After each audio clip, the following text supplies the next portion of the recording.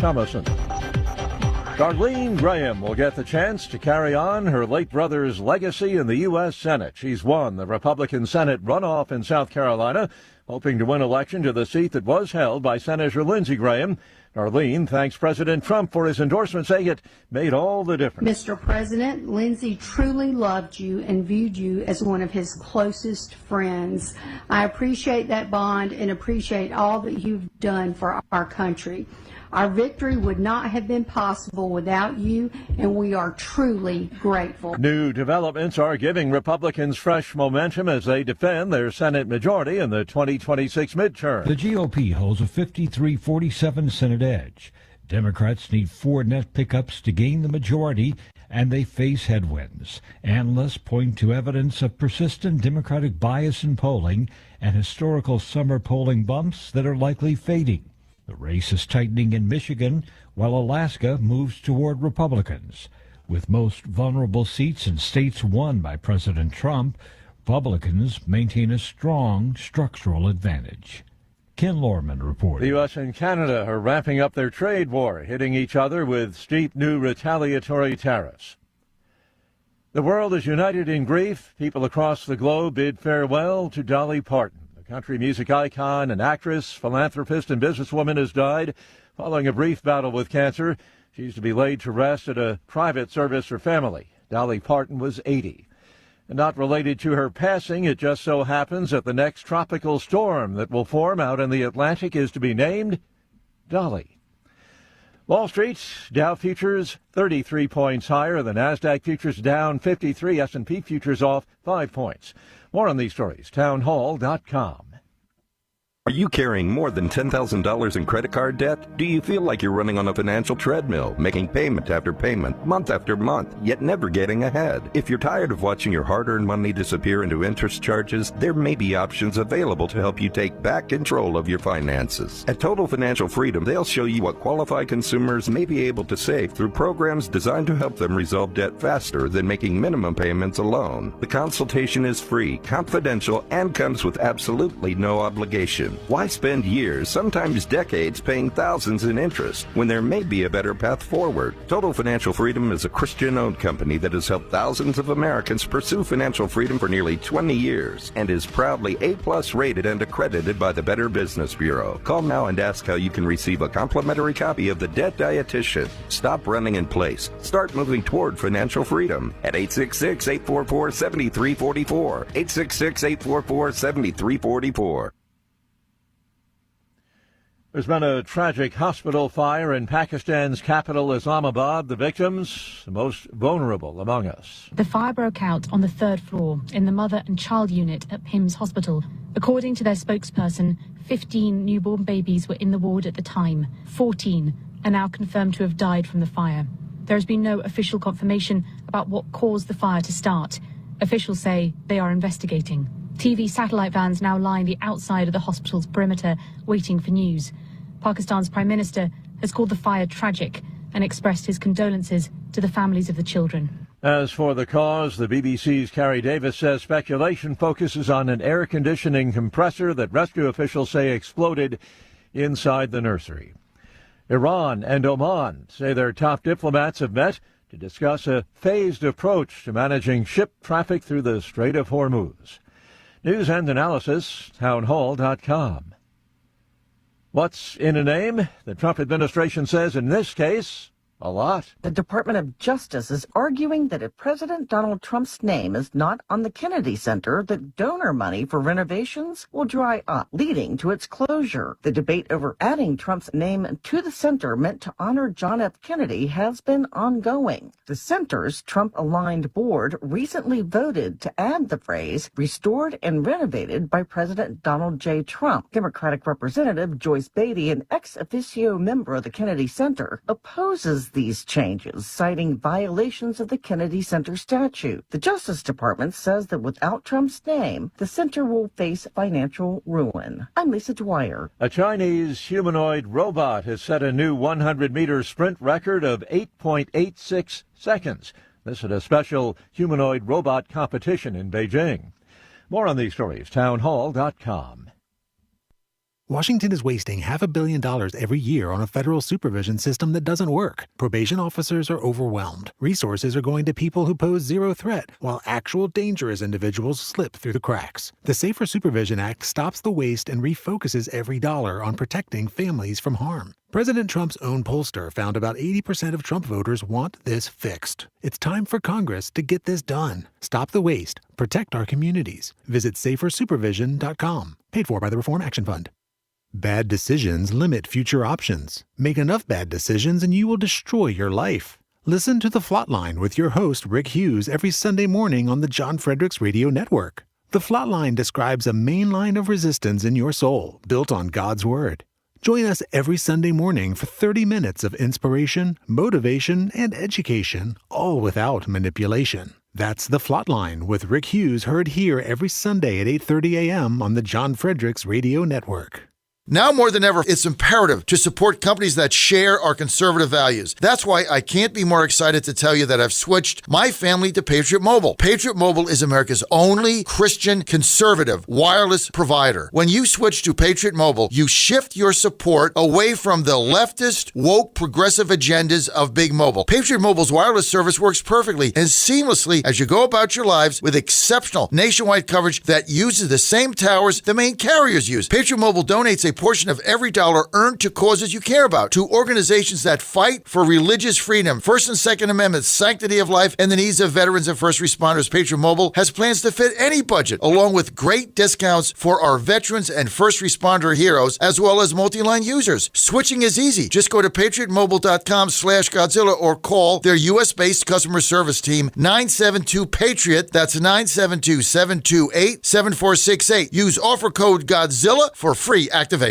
The Cats and Cosby Show. It's the top news of the day. People are out there saying, the Iranians are never going to live by it. But let me tell you something. President Trump is going to bomb them again if they screw around. Hopefully they live up to it. And if not, the pounding's coming. We're going to do it again and again and again. The Cats and Cosby Show, weekdays 5 Eastern, 4 Central on the stations of the John Fredericks Media Network. Trump is the toughest president we ever had. Well, he's definitely the best bomber. August 17th. Big changes are coming to the staying put at noon to 3. Michael Patrick Leahy moves to 3 o'clock, followed by Cats and Cosby at 5. America's new boss for conservative talk is the John Fredericks Media Network. Wagering at its finest, playing at the highest levels, under the highest stakes for more than a decade. This is the world past the wire has conquered, bringing you uncompromised thoroughbred authority and elite track data that anchors the game. But the modern wagering landscape is expanding. Every sport, every line, every prop, and every high leverage future, we decode the metrics across the entire board. From game day spreads to the explosive new frontier of prediction markets and event contracts, we give you intelligence to dominate the modern financial exchanges. Because in the end, it's a battle. You versus the house. You versus the other players. In this arena, we fight with you. We are your ultimate edge. Welcome to the Ultimate Wagering Network. Subscribe to Past the Wire TV and turn on notifications, because when the dust settles, nobody does it better. Saturday morning, 6 on the radio, 11 on JFMN.TV.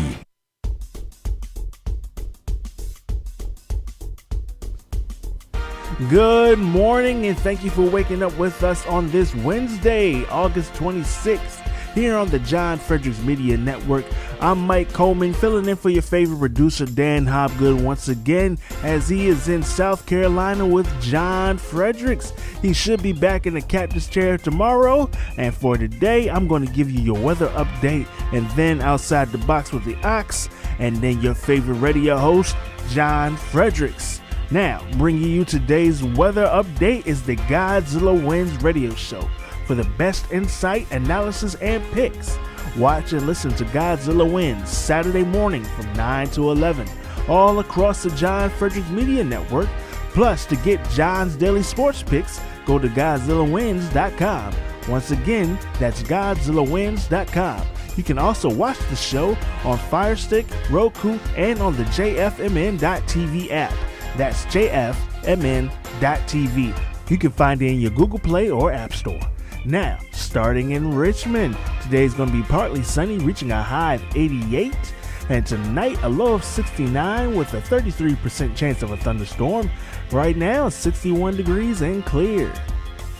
In Philadelphia, today you'll see plenty of sunshine, reaching a high of 85, but it's going to feel like 89 degrees. And looking at tonight, a low of 69 and a possible shower. Currently, it's 65 and clear. In Pittsburgh, today will reach a high of 83 degrees. And tonight, a low of 64 and partly cloudy. Currently, it is 60 degrees with clear skies. Moving along to Nashville, today's going to reach a high of 93, but it's going to feel like 100 degrees. You'll see intervals of clouds and sunshine, and there's a 33% chance of a thunderstorm this afternoon. Looking at tonight, it should reach a low of 68, and there is a 52% chance of a thunderstorm tonight, but it should only last about 2 hours. Currently, it is 67 degrees and mostly clear. In Morgantown, today you'll see a patchy fog this morning. Otherwise, plenty of sun and a few clouds, and a high of 84. And tonight, a low of 64 and partly cloudy. Currently, it is 58 degrees and clear skies. And finally, we are in Atlanta. Today should reach a high of 89, but it's going to feel like 100 degrees down in Atlanta. A heavy thunderstorm this afternoon, and looking at tonight, you'll see some more rain and a low of 72, and it's going to be rather cloudy after the thunderstorm clears out. Currently, it's 74 degrees and partly cloudy. Up next, Outside the Box with the Ox.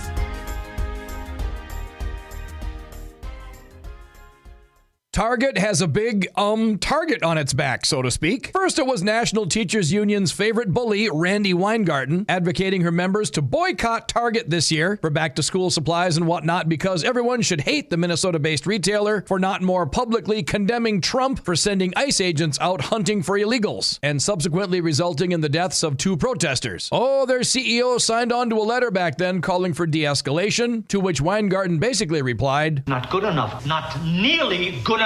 The latest societal infraction, an offensive Halloween costume. Included in a tweet from Afrocentric Films published by Reuters, the $25 costume was listed as the Kids Glows Under Backlight Circus Clown Halloween Costume Bodysuit from Target's Hide and Eek boutique line. The design featured an orange and black clown outfit, black gloves, and a dark face covering with an exaggerated smiling mouth. Close quote. Yeah, well, if they hadn't used a black child as the model wearing the costume, nobody would have connected it with blackface minstrel images from 100 years ago. But they did, so they did. Saying we're so sorry and pulling the costume, Target ran for the hills. A Google search for costumes from outside the box finds a scary clown outfit without the companion graphic of a blackface cartoon, a 4-piece sexy pirate wench costume for young girls on sale for 49% off, a vampire, Satan, and a scary evil skeleton nun. Haven't you got any goddamn feelings about that? Here outside the box with the Ox in the Eastern Time Zone and now in West Virginia on the John Fredericks Media Network. Right now, download the new WV Sports Nation app from the Apple Store or Google Play and get the entire Mountaineer sports world in the palm of your hand. Right now, get notified when new stories drop about your favorite Mountaineers teams and athletes. Download the WV Sports Nation app right now. Get updates on next-level Mountaineers like Weatherholt and Joe Mazzulla. All that and more right in your pocket right now. Download the new WV Sports Nation app from the Apple Store or Google Play. Download the app right now. You hear a lot about weight loss injections because the results are dramatic, but injections aren't for everyone. So doctors created a new generation weight loss supplement. This is non-prescription lean, and the science behind it is impressive. The studied ingredients in lean are intended to address weight loss in 3 powerful ways: help maintain healthy blood sugar, help control appetite, and help convert fat into energy so you burn it faster. Get 20% off with discount code Godzilla at takelean.com. Code Godzilla at takelean.com.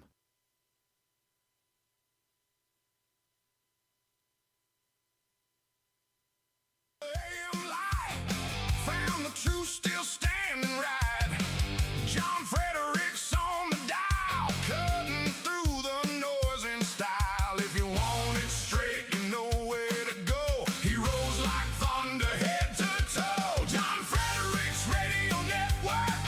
John Fredericks Radio Network. Godzilla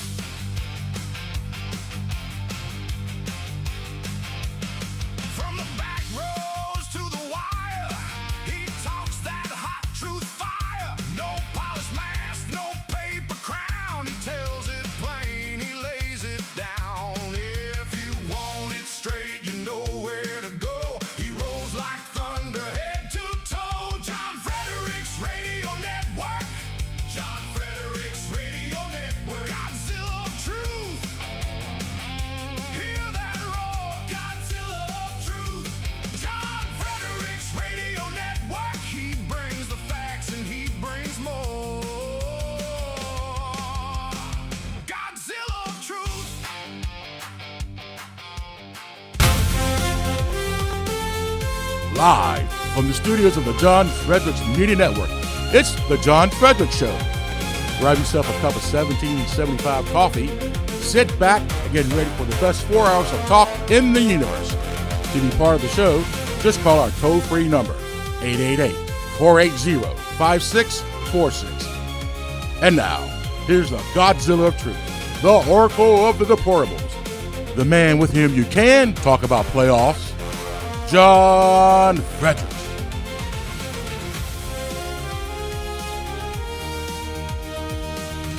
Well, welcome to the John Fredericks Media Network. Great to have you with us.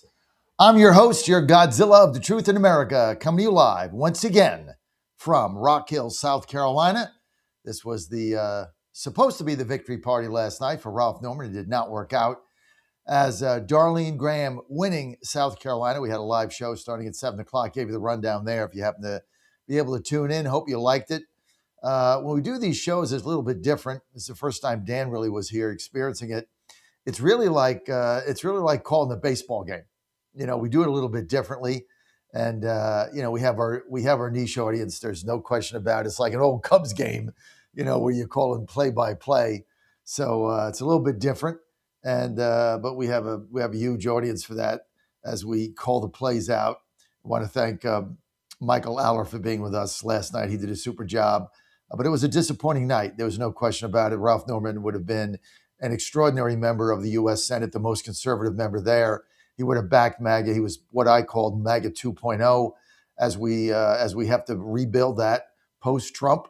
But right now, when you look at the results, it was not close, to be honest. Graham winning by 5, about 20,000 vote margin she had. She seized the lead at the beginning of the night on the strength of Horry County, which is on the coast in Myrtle Beach, where she had a massive plurality there. And that's where Trump had the rally. Ralph Norman came back a little bit in the Greenville area in the northern end of the state where his base was, but he didn't get the turnout there. The big story of this race and why Darlene Graham won, obviously President Trump, but bigger than that.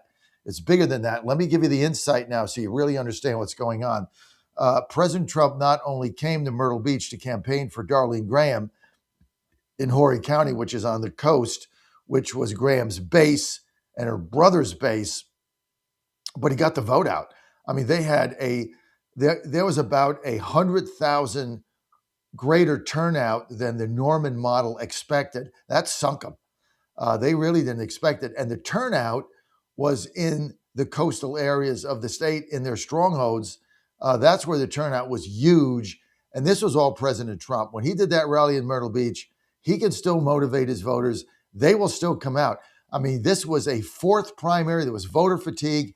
Nobody expected, over 400,000 turnout, and that's what it was yesterday. It was projected to be about 300,000. So Trump went there. Not only that, but then the Republican Party under Tim Scott, the NRCC, and under MAGA, well, they did I think 80,000 get out the vote calls yesterday. They were on the phone incessantly, and they were getting out low propensity voters. Now, the bad news for Ralph Norman is that cost them this runoff, and it cost them a seat in the Senate. So that was the bad news, right? The good news is he got his voters out in Rock Hill. He got his voters out in Greenville. Not enough. He made it competitive. But let me tell you the underlying message here, okay?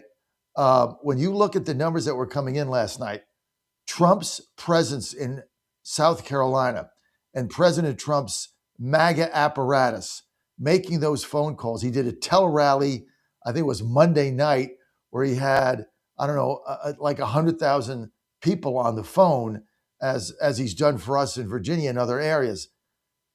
He was getting out, Dan, the lowest propensity. He was getting out R1 voters.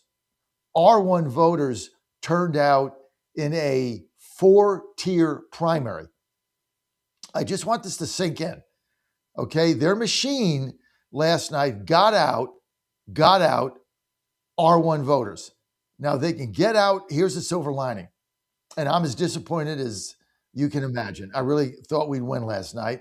And it was very disappointing. And I talked to Ralph afterwards, and he was disappointed. I mean, we all thought it was a pathway for victory for him, and but Trump got the voters out, and he was getting out the lowest propensity Trump voters in a Republican primary where there was voter fatigue.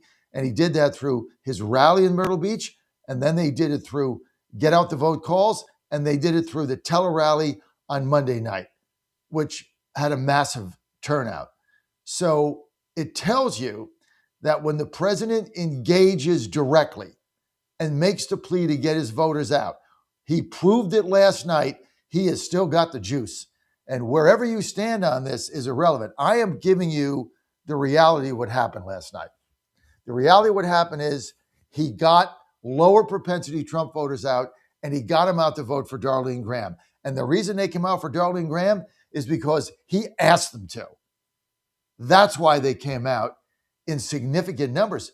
Norman only carried the northern South Carolina counties. He didn't carry a single county on the coast or on the West End or in the South. It was basically Greenville, Spartanburg, Newberry, those counties on down from the North Carolina border on down, kind of where we are now, Rock Hill. He didn't carry anything else. And Graham rolled up very impressive, very significant numbers, downstate, low country, you name it, she got it. But the Myrtle Beach numbers that came in were incredible. I mean, Norman carried Greenville by what we thought it would be 18,000. And we thought on the strength of that, he was going to be able to win. I would have liked to carry it by 20,000, so we were like 2,000 short. But I thought he would carry Greenville by 20,000, and that was going to be enough. It was not, because Graham carried Horry County in Myrtle Beach, where Trump went, by 18,000. Now, we knew we were going to get beat there, but never by 20,000 votes. And so, and if you look down at the Republicans that came out, he was getting out R1 voters. So the silver lining here, if you can find one, is that if Trump engages and he is focused, he can still get his voters out. What does that mean to us? Well, that means in the midterms, you got a real opportunity to be successful, and things can change. So as everything has gone on here, President Trump undoubtedly still's got the juice. And look, I was for Norman. I came out gangbusters. I did everything I could do for him. And he was very gracious to me and Dan last night. Dan and I both had a chance to talk to him. And Dan told him a little story, made him laugh. His family was down last night. There was no question about it. I do have to say that in his concession speech, the first name he mentioned was mine as being a patriot and standing tall in the face of, some real headwinds. Obviously, everybody knows I'm a Trump supporter, and I've been with him for forever, since the beginning. Endorsed him in April of 2015, when he was at 1%, big Trump supporter. But in this particular case, I just couldn't see the Darlene Graham endorsement. I couldn't see it, and I don't want any part of it. So look, I'm my own man. I get to do what I want, and they respect that. But Norman was very complimentary of me in that. In his concession speech, and pointed me out by name, and I appreciate that. But that is why we lost this race. As you point now, the next big thing, he also endorsed the Oklahoma governor. He won, came from behind. That was another come behind victory. So President Trump having a good night last night in Republican primaries, no doubt. So this is why you tune me in at 6 a.m., right? This is probably our smallest audience, but where you get the most. That's why I get up to tune me in, and right now, like, Darlene Graham's the nominee. So we all got to get behind her. And look, we got Norman people saying, I'm not going to vote for her, this, that, I'm staying home. Look, stop, okay? The country's hanging by a thread, all right? We can't lose this seat. Darlene Graham, she won fair and square. There was no cheating. She won. Trump backed her. She's going to go to the U.S. Senate. You got to get out and vote for her and all of our other congressmen here in South Carolina. And I expect Congressman Norman to support her and campaign with her, right? She is the nominee, and she did win. And quite frankly, it was a pretty impressive victory. And so it is what it is. We took it on the chin last night. We did all we could do. But President Trump he has the juice. And, had he done for Burt Jones what he did for Darlene Graham in Georgia, Jones would be the nominee, right? But they really wanted to win this race. I mean, when you look at the capital, the political capital that President Trump invested in Darlene Graham, it was significant. He must see something we don't see. I hope it works out. Either way, Graham's a nominee. I wish her the best. She has to win. I support her. I hope we all do. And we got to move on now.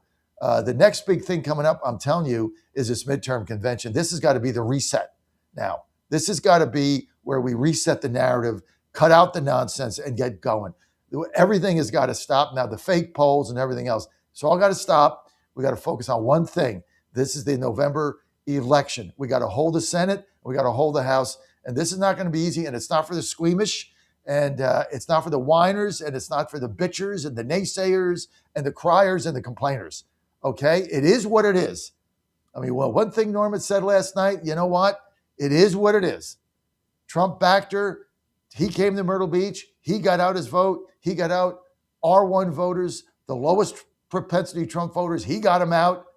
But see, he did the same thing in Virginia with the referendum. When we were down by 15 or 20, we finally got the president involved, right? He called in my show. Remember that? The eve of the referendum where we were supposed to get beat by 15, called in my show, did a tele-rally, right? Encouraged me to do a bus tour. We did that for 2 weeks. We lost on mail-in ballots by 1.5%. Okay? So he still has the ability to get his lower propensity Trump voters out. And if they see what's going on and they see the calamity that we're going to be faced if these Democrats win, I think that President Trump has the ability to do that. He can still do it. And he proved that last night without a shadow of a doubt. So that is my analysis. That is what happened. And we just all got to move forward now and do what we have to do. Now, a lot of you hate ranked choice voting in Republican primaries. Okay, I get it. I'm for it. Guess what? If there was ranked choice voting in the Republican runoff primary, in the Republican primary, Ralph Norman's the nominee. And there is no Myrtle Beach, and there is no Darlene Graham, and there is no get out the vote, and we save all that money because Darlene Graham, 66% of Republicans voted against her. They voted against her. So if you had ranked choice voting, Norman would have gotten the overwhelming majority of those second place votes, including Fry's, and Norman to be the nominee. So, I don't care how you stand on ranked choice voting for Republican primaries, but here's another example I can give you straight out that the most conservative person would have won. Not the rhino, not the most liberal, not the moderate, like everybody says, because you don't understand it. The most conservative candidate always is going to win now because we have 5 MAGA candidates to 1 rhino. If you looked at the Senate, primary before the runoff, there were 5 conservative candidates, and then there was Darlene Graham. Everyone was to the right of her, not even close. Norman being the most, then Fry, it went right down the line. Lynch, etc. All of them to the right. Norman would have been everybody's second choice. Norman wins. This thing is over. I'm not here, and he's on his way to the U.S. Senate. So you can gripe, you can bitch, you can do whatever you want. You can send caps, things in caps with on Getter, and make a fool of yourself is fine. But the reality is, if there was ranked choice voting in the primary yesterday, 3 weeks ago, Norman's in the Senate. Simple. So you can dispute the facts and send text with caps. Okay, stop. This is just a reality situation. And as mail-in ballots and as early voting, I was ahead of that. I was ahead of mail-in ballots. I'm ahead of this. I'm a year or two ahead of everybody. And I'm sorry. I hate that. I hate, it's like an albatross I carry around my neck. I'm sorry. Now, the next big thing is going to be this convention in Dallas. This is going to be the next big thing. We got to focus on it. Hopefully the fake news will carry it. We're going to be there. We're on Radio Row. We also have a suite at the convention hall. But this thing has got to rock, baby. It's got to rock. President Trump has got to get back to his roots, get back to what turned people out, get back to what he's going to do. And if we can do that successfully, we can get some momentum. We can bring these gas prices down, and we can turn the corner, and we can hold the House And I think we're fine in the Senate, but you got to run through the tape.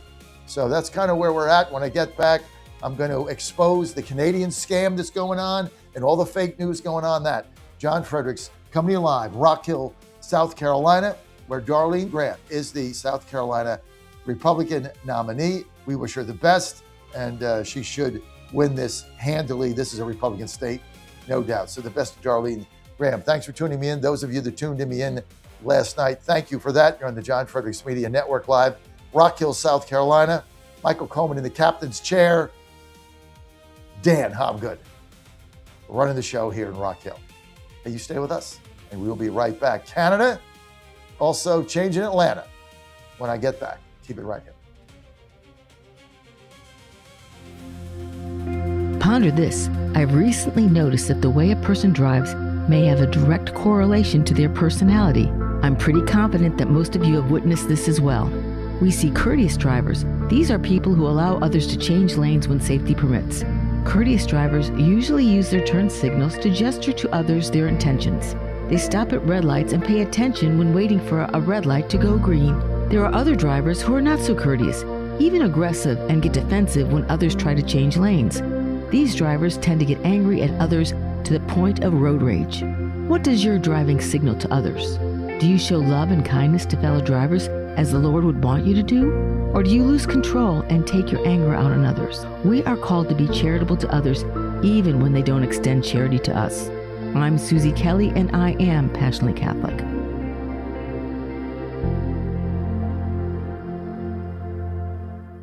This is Crom Carmichael, CEO of Solti. We got a wonderful email from one of our customers up east named Joe, and here's what he had to say. I started taking Solti almost out of desperation with little hope because I was resigned to the futility that although I was up to taking 2 statins a day, high cholesterol was something I just had to learn to live with. In fact, when I turned 60, after taking a stress cardio test, my doctor called me on a Saturday, which of course is never a good sign, and told me that I was clogged more than 95% of the people my age. I had an angioplasty and a stent procedure done at that time. Today, my stubborn triglycerides are only 1/3 of what they had been before starting taking Solti. My prescription statin dosage has shrunk from 60 milligrams to only 10 milligrams a day. My primary care doctor that I have had for many years still can't believe the results, and neither can I. Thank you, Solti, for providing such a wonderful product. And folks, I want to invite you to take care of your heart also by going to GodzillaHeart.com. That's GodzillaHeart.com. Use the code Godzilla at checkout, and you'll get a 50% discount on your initial shipment. Thanks so much. MyPillow's second annual mega sale is finally here. Get our patented premium MyPillows that adjust your exact individual needs to give you the best sleep of your life. When I got MyPillow, I'm asleep almost immediately. I stay asleep at night and I wake up more well-rested in the morning. I guarantee they're going to be the most comfortable pillows you'll ever own. King size only $24.98, queen size only $19.98. Giza Dream bed sheets, the best sheets in history, as low as $29.98. Luxpear 6-piece towel sets, towels that actually dry you. What a concept. Now only $39.98. And our made in the USA mattresses and mattress toppers as low as $99.98. So go to mypillow.com or call the number on your screen. Use your promo code to take advantage of our second annual mega sale. Plus free shipping options available when you order today. So don't delay, order now. In 2008, the amount of concentrated time people could spend on a task without becoming distracted.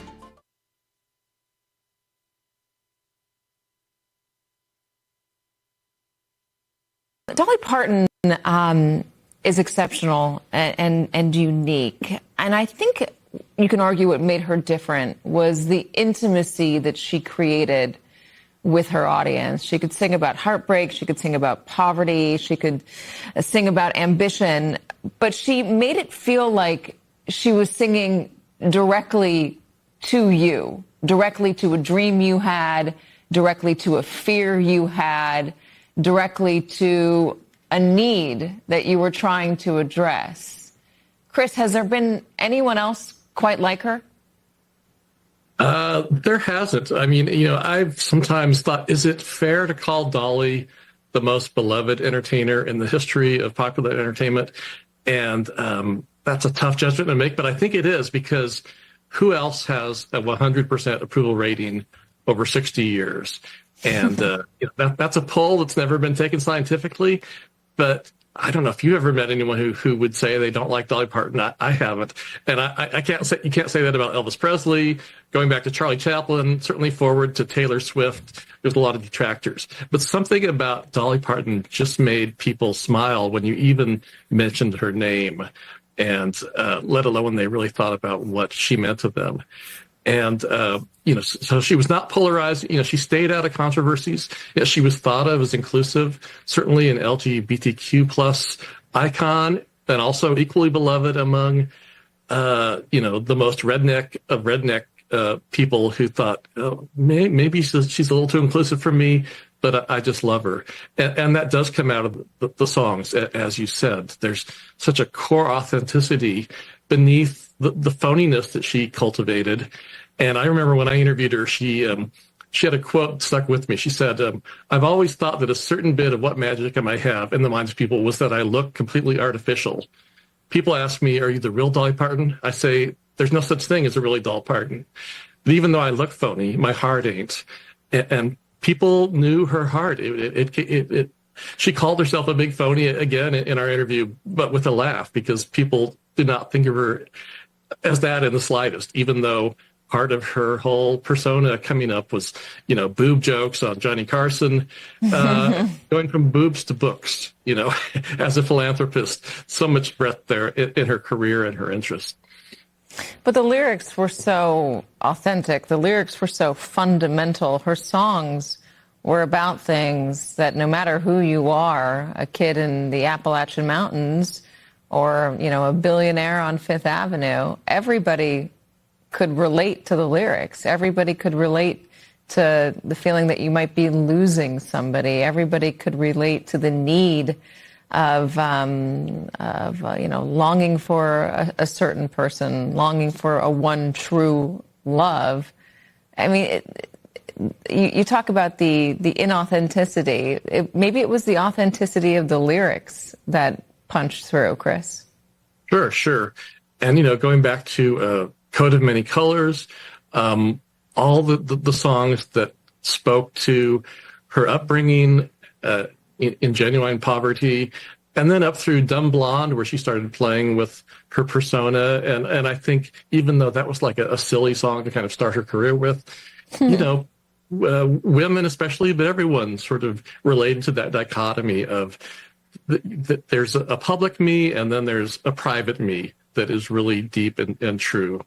And then to be able to writing songs that spoke specifically about her and her persona, but then, of course, I Will Always Love You, a song written about splitting up with Porter Wagner professionally, and yet you would never know that from just thinking this was like kind of the most noble breakup song of all time that certainly had to have been written about a love affair, even though it wasn't.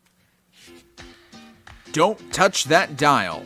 You found your home of the truth. Do you solemnly swear to tell the truth, whole truth, and nothing but the truth? With the best analysis in America. You can't handle the truth. And now back to the John Fredericks Show. You got him. Great to have you. I'm your Godzilla of the Truth in America, coming to you live from Rock Hill, South Carolina. Darlene Graham, Senate nominee, South Carolina. Good to have you with us. 888-480-JOHN, 888-480-5646. We're going to open the phone lines up, and then I'm going to go to Canada and tell you what the scam is going on there and why the Democrats are rooting for the United States to fail on every level. These are sick people. Okay, you're not fighting Democrats. We're not arguing about, what percent the capital gains tax should be like we did, back in the day, right? Back in the Reagan days or back in the Bush days. No, here's what we're fighting. Communists that want this country to fail and collapse. And that's really what this is about. And then they want to put everybody in internment camps. I mean, I hope everybody out there realizes what these people are trying to do, right? We're going to play Hakeem Jeffries a little bit later on. We got a hot show today. Let's go to line 2. Mel, Saratoga, go. Yes, good morning, John. I was just curious. I was asking Dan, who was advising President Trump of his appointments and his endorsements. Darlene Graham, in one debate, she fumbled quite a bit when it came down to her not knowing about national security and and Taiwan and the South China Sea. And then, you have Flimsy Graham, who's her brother or sister, whichever, brother. He's over in Ukraine quite a bit, touting the war that we're in over there, which gave Joe Biden the gate to open to deplete our ammunition enrichment. So I'm kind of curious, you like you say, meet the new boss, same as the old boss. I'm thinking that, well, she's going to have the same attitude as her brother did, get us in all sorts of wars and, back them and put us in places we don't belong and shouldn't be. Whoever wants to fight, let them have it out. We'll just sit back and watch. As long as it doesn't come to our shores, we don't have anything to concern ourselves with. But that's my opinion of her and what, President Trump with these endorsements and pointing this one, that one. This is the bottom line. This is what drove the endorsement. The endorsement had nothing to do with her political ideology. The endorsement had one thing.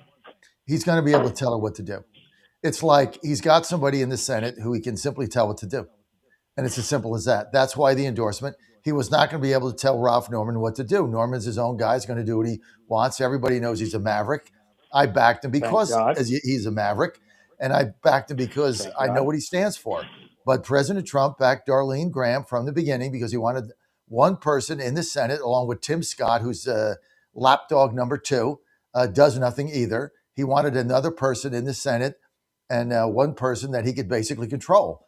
And he's going to tell her what to do. And that's a good thing. I mean, it's not a bad thing. I'd rather have him doing that than, Chuck Schumer doing it. So it's all good. She won. I told you why. Lamenting over it is wasted now energy. Let's look at the silver lining. He got R1 voters out. This is the silver lining. This is the buried headline that nobody's going to tell you but me. He got the lowest propensity Trump voters out in coastal Carolina yesterday, in a primary where there was enormous fatigue. 4 primaries in like a month and a half or something. So he got it done. And he got him out. And if he can get him out in South Carolina, he can get him out in Michigan, he can get him out in Maine, he can get him out wherever. He can get him out. And so he's got a big agenda ahead of him. I hope he does in South Carolina. I hope we can do that during the midterms because we're going to need his energy. Because he proved again, the polls are fake, nonsense is fake. He got on the phone, he did the get out the vote, they spent the money, he went to Myrtle Beach, and he got the lowest propensity voters out for Darlene Graham, who's basically a twit. He got him out. So, you know what? Let's look at the silver lining. Let's look ahead. Can't lament. That's over. We're on to something else. Okay? Mel, but I do appreciate the call. My horse, hopefully he's going to get in, not this weekend, but hopefully next weekend, maybe Thursday, a condition for him that is on the card as an extra for next Thursday that he will fit into. Hopefully that race will go. Of course, Mel, this is horse talk. I know you're familiar with it. We're keeping him out of claimers. We're putting him in some overnight conditions, and we think we've got one that fits him. Actually, a week from tomorrow. So we'll see what happens. Mel, I'll keep you posted. Thank you. Line 3 is gone. Line 4, Larry in Rich Vegas. Larry, you're live. Go. All right. Good morning, John. Just stand by just for a second. Good morning, Larry. By the way, Larry's our announcer. I'm sorry about that. Hey, I'm back. You there? I said, by the way, you're our announcer, so everybody knows Larry's our announcer. Thank you, John. I appreciate the opportunity you gave me on that. I hope Miss Graham gets lectured on national security in a heartbeat. You see where CIA Director Ratcliffe spent 8 hours in Moscow yesterday? He had an emergency flight to Moscow. Nobody knows exactly what the mission was and what he talked about. But the Russians are actually trying to pull NATO into their war now. They just commissioned out their latest nuclear submarine. And from what I've been able to gather, it looks like he's trying to mobilize 800,000 troops toward the Ukrainian border right now with the North Korean troops he already has there. So I hope she gets a lesson from somebody who knows exactly what they're talking about, and she learns her national security real quick. She ain't gonna learn anything, dude. She's gonna vote the way Trump wants her. The problem is Trump leaves, then what? This is why I was for Ralph. I don't know who she is. I don't know what she stands for. I don't know what she believes. She's got masks on. She's for DEI. She's not for DEI. She's for she's pro-life. She's kind of pro-life. She's not pro-life. She doesn't know where Taiwan is. Who knows, dude? No one knows. No one knows. Here's why she's there. Trump endorsed her. Trump went and did a rally. Trump wanted her in the U.S. Senate. Trump can count on her. And for 2 years, she's going to do whatever he says. That's why she's there. Yay, rah, pom-poms. Let's go. I mean, that's it. I mean, I understand the hand-wringing. I understand the lamenting. Unfortunately, this is what you guys are dealing with today. Dan and I had to deal with it last night. That's why God made alcohol. You're exactly right about that, John. Get your show on the road, probably even more than you ever had before if we're going to keep these midterms. I've been positive about them, and like you said, if the president gets involved, I don't know how he does it with everything else that's going on the face of God's green earth right now, but we got to do something, because if we lose the House, we're done. We can save the Senate, but all they're going to do in the House let's just go after everybody. Break this down. You bring up a good point. Okay, let's break this down. Okay, we're not going to lose the Senate, right? That's not going to happen. I don't care what the fake polls say or what the New York Times says. Okay, or CNN. We're not going to lose the Senate. There's no math for them. So 1 vote, 2 votes, three or 4, we hold the Senate. Okay, so let's say worst case they win the House. Yep-de-do, rah-rah. Okay, so it's a 2-year TV show. Every day they're dragging people in. Trump, Hegseth, they all get impeached. It goes to the Senate. The Senate doesn't do shit I'm sorry, cut that. The Senate doesn't do crap anyway. They don't do anything anyway. So they're not going to do nothing now. They didn't do anything before, so now they do nothing again. So they do nothing. So what changes? The only thing that changes is their TV show. The danger is 28, because if you get a communist president in 2028, AOC or one of these people, and now you got to, and they keep the House and they win the Senate.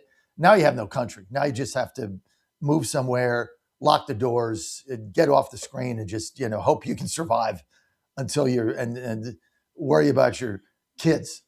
But as far as worst case is they win the House.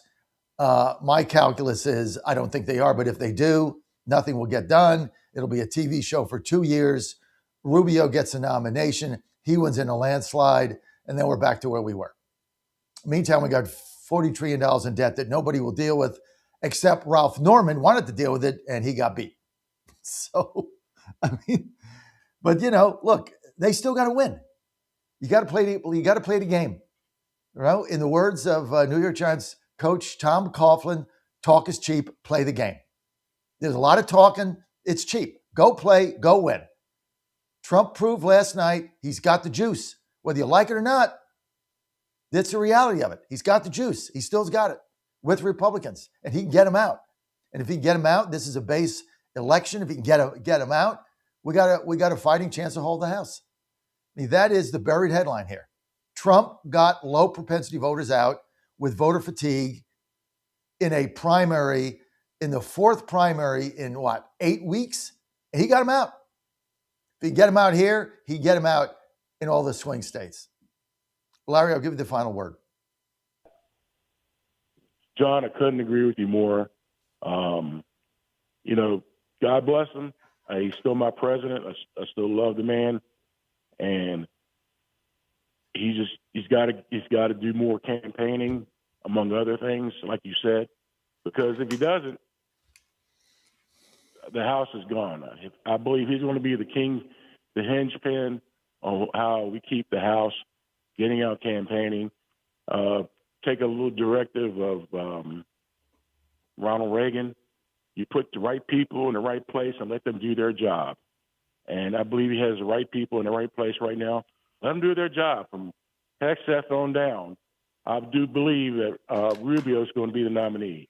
I do too. And look, all the people, all the people whining about Rubio, saying it's back to Bush or he's a neocon. Like, the guy's performance has been phenomenal. Here's why Rubio is going to win. Here's why he's going to be the nominee. And I love Vance, but here's why he's going to be the nominee. Republicans can't afford to roll the dice, and that's a dice roll. Yeah, he's great, but can he win? I don't know. Maybe. Will Rubio win in November?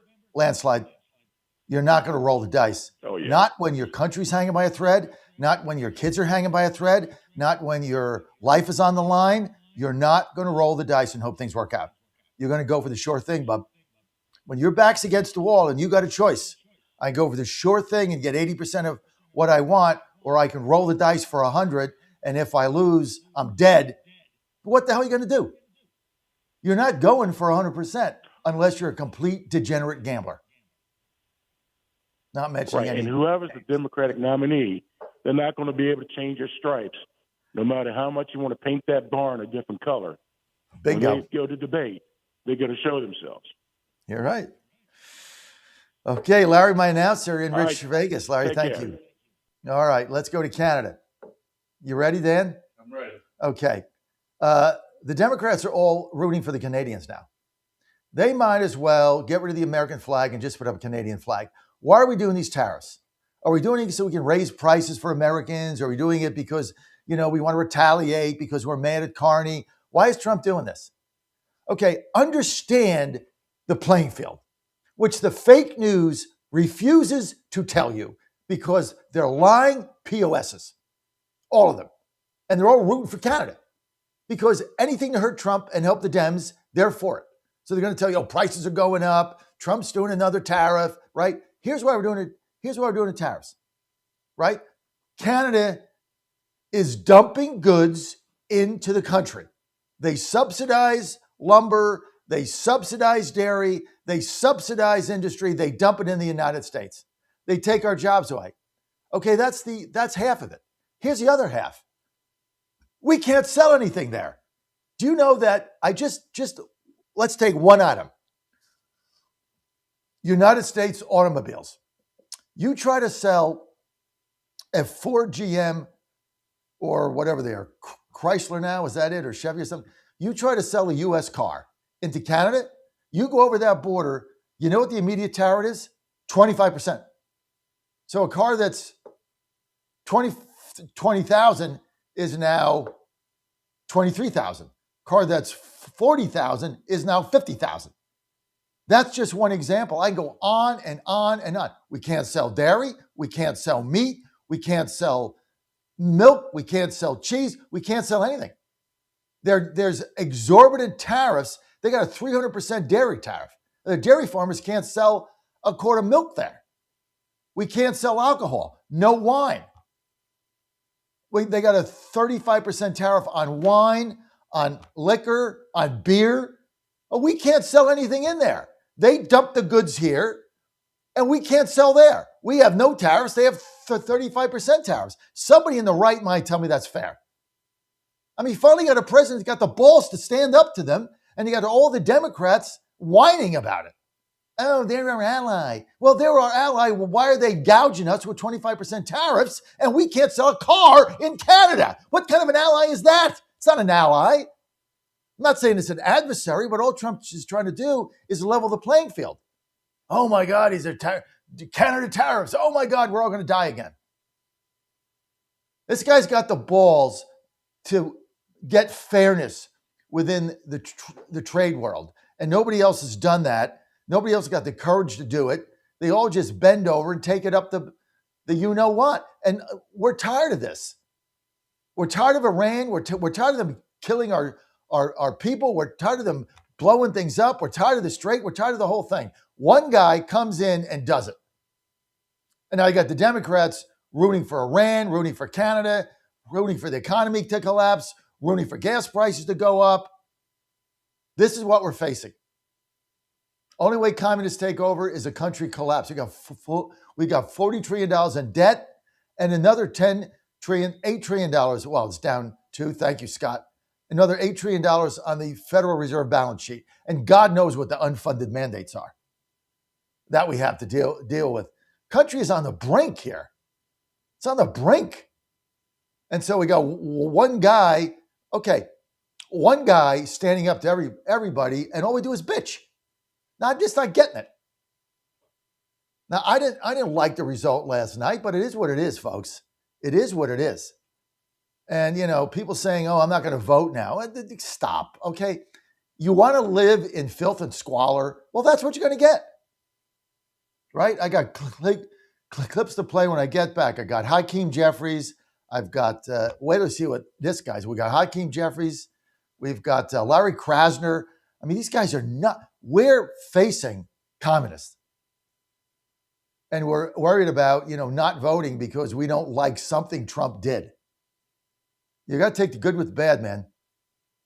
That's why I tell my kids all the time, there's good and there's bad, and you got to balance it out. And for every negative thing that happens to you in your life, for every negative action, there is a positive reaction that's greater and better if you can find it. And this is what we have to find here. There was a greater outcome for this. And the greater outcome is President Trump still has a juice to get out low propensity voters. And that's going to be the key to winning the midterms and holding the Senate. Low propensity Trump voters have got to come out. He proved he can do it in a fatigue primary in South Carolina. That means he can do it in Michigan. He can do it in Georgia. He can do it in a lot of different places. Okay, quick announcement. I'm going to have to make this now. Mike, remind me every single segment, and I have to get ads on. If you're listening to us in Atlanta on AM 1690, okay, that programming, that station is being sold. That programming is changing on September 1st. We will no longer run that station. It's no longer our network on September 1st. So if you like the programming there and you're tuned into AM 1690, right now you want to go and download. You can download our AM 1690 app. You can keep that. You can download the JFN app, the TV app. You got to download the app because you're not going to find us on AM 1690 in Atlanta starting midnight September 1. We have turned that station over. Just so you know, I'm not there, but the apps will be there. So if you're on 1690, download the app now. I'll be right back. You're on the John Fredericks Media Network, trucking the truth across America. Battle with cancer, a nephew says Dolly is now in the arms of Jesus. President Trump says she really was one of a kind, will be missed by countless millions. As a tribute, he's ordered flags to half-staff for a week. Dolly Parton was 80. Darlene Graham is a step closer to filling the U.S. Senate seat that was held by her late brother, Senator Lindsey Graham. After winning the GOP Senate runoff in South Carolina, she's now focusing on November's general election. Liberals believe if they can defeat conservatives in South Carolina, then they can defeat us anywhere. Once again, they're coming for us, and the South Carolina values we hold dear. She's been endorsed by President Trump. Republicans preparing a major showcase for their agenda, the party's upcoming midterm convention in Dallas. The two-day event will feature President Trump twice, a keynote from Vice President J.D. Vance, and 109 speakers and presentations. Organizers say the program will highlight reshoring jobs, tax relief, affordability, border security, and tough-on-crime policies, including provisions of the One Big Beautiful Bill. Moments of remembrance will also be planned. A 20,000-ticket lottery remains open, with winners notified September 4th. Jason Walker reporting. From steel to cheese to toilet paper, Canada imposing $20 billion worth of tariffs on U.S. imports, retaliation for President Trump's tariffs on Canadian goods. On Wall Street this morning, the Dow futures are down 2 points, NASDAQ futures off 42. More on these stories at townhall.com. Diabetes, high blood pressure, anxiety meds, everyone's on them. If you're a 50-year-old male, maybe a bit porky, and you may even have type 2 diabetes, $1 million of term insurance may only cost you about $200 a month. Call Term Provider. Speak with Big Lou at 800-555-2085. Big Lou will find a term life policy for you even if you have type 2 diabetes, are overweight, or have high blood pressure. Term Provider has helped thousands of people like you who think they can't afford term life insurance. To buy $1 million of affordable term life for you, all you need to do is call Big Lou at 800-555-2085. Lou will make sure the scales are tipped in your favor. Call 800-555-2085. Big Lou will answer your call and work to fit you into a term life policy that you can afford. Remember, Big Lou's like you. He's on meds too. Call 800-555-2085 or biglou.com. Any loss of life in a hospital fire is tragic to be sure, but this one is especially so. The Pakistan Institute of Medical Sciences in Islamabad housed at least 50 newborns in a nursery. When the fire broke out, at least one baby was rescued, officials say, while the country's federal health ministers confirmed at least 14 babies died. Rescue officials say the fire began after an air conditioning unit compressor exploded inside the nursery in the gynecology ward. Firefighters quickly responded and extinguished the blaze, and rescue teams began cooling operations at the site. Within hours, Islamabad appointed a multi-agency fact-finding committee with directions to submit a report within 24 hours. I'm Charles de Ledesma. Oil prices, which have been up and down since the start of the Iran war, are falling again amid fresh hopes for a resolution of the standoff over the Strait of Hormuz. News and analysis, townhall.com. Plans for fancy new digs for SpaceX. Elon Musk's space company plans to spend $100 billion to build a new spaceport in Louisiana to launch rockets. State officials and the company announced the deal on Tuesday. Louisiana Governor Jeff Landry lauded the project at a special event to celebrate it. Musk was not there, but he appeared with Landry in a promotional video that played before the Republican governor's speech. The spaceport would be located on 125,000 acres of land along Louisiana's southern coast, about 200 miles west of New Orleans in Vermilion Parish. Keith Peters reporting. Evacuations have been ordered in rural Texas, where a wildfire has rapidly expanded to cover more than 78 square miles. The fire broke out yesterday afternoon. It is in a lightly populated area in the north-central part of the state. More on these stories, townhall.com. Washington is wasting $500 million every year on a federal supervision system that doesn't work. Probation officers are overwhelmed. Resources are going to people who pose zero threat, while actual dangerous individuals slip through the cracks. The Safer Supervision Act stops the waste and refocuses every dollar on protecting families from harm. President Trump's own pollster found about 80% of Trump voters want this fixed. It's time for Congress to get this done. Stop the waste. Protect our communities. Visit safersupervision.com. Paid for by the Reform Action Fund. Trouble concentrating or recalling information is frustrating, embarrassing, and kills productivity. Nutrition company Healthy Cell created Focus and Recall to boost your brain power. Unlike other supplements that don't work, Focus and Recall is not a pill. It's a gel you swallow with ultra-absorption of science-backed ingredients to help you immediately sharpen focus, concentrate longer, and strengthen recall. Go to healthycell.com and use code GODZILLA for 20% off your first order. Risk-free. Love it or your money back. Guaranteed. Healthycell.com. Code Godzilla. MyPillow's second annual mega sale is finally here. Get our patented premium MyPillows that adjust your exact individual needs to give you the best sleep of your life. When I got MyPillow, I'm asleep almost immediately. I stay asleep at night and I wake up more well-rested in the morning. I guarantee they're going to be the most comfortable pillows you'll ever own. King size only $24.98, queen size only $19.98. Giza Dream bed sheets, the best sheets in history, as low as $29.98. Lux Pier 6-piece towel sets, towels that actually dry you. What a concept. Now only $39.98. And our made in the USA mattresses and mattress toppers as low as $99.98. So go to mypillow.com or call the number on your screen. Use your promo code to take advantage of our second annual mega sale. Plus, free shipping options available when you order today. So don't delay, order now. The Trump administration has brought positive changes when it comes to fixing our broken healthcare system. If we really want to make America healthy again, well, that starts at home. And that's where the Wellness Company comes in. You see and hear from the Wellness Company doctors all the time, and you know their products are the gold standard for keeping you and your family safe and healthy, giving you the opportunity to make sure you're prepared for whatever happens with their prescription medical kits. Additionally, the Wellness Company offers a variety of products, from parasite cleanses to methylene blue to weight loss and so much more. Make America healthy again starts at home. Do your part and protect the health of you and your family. Live a healthier, longer, and more satisfying life. Go to twc.health/Godzilla and order. That's twc.health/Godzilla. Use promo code Godzilla to save 10% today.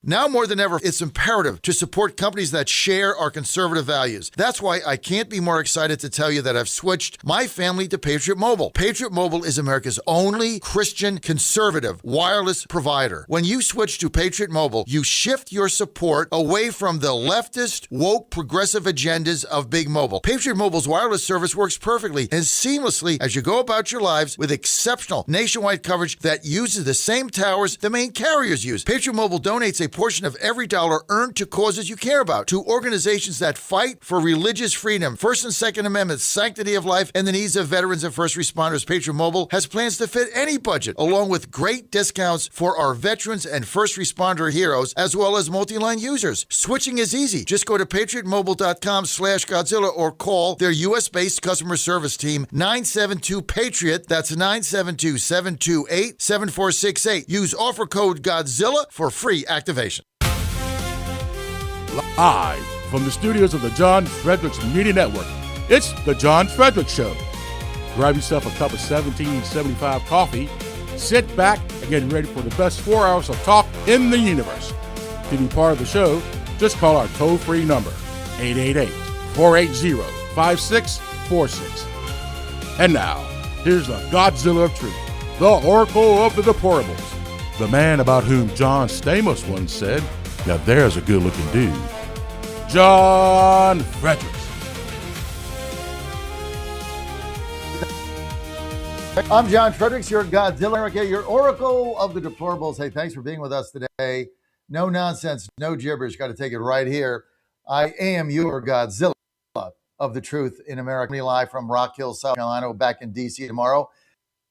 Dan will be back in Rich Vegas in the captain's chair right now. Michael Coleman doing the yeoman's work, does our till 11 a.m., then gets up, goes home, gets a couple hours sleep, boom, gets up at 4, back in the studio at 5, ready to go. Thank you, Mike, for all you do. Appreciate it. And I heard you today when you got on, Mike. It sounded fresh as a daisy. Remember that saying, Dan? Fresh as a daisy? Yeah. Fresh as a daisy. 888-480. John, you want to weigh in? We got plenty to do. And I told you it's a silver lining. 75 coffee, man. I know. No coffee.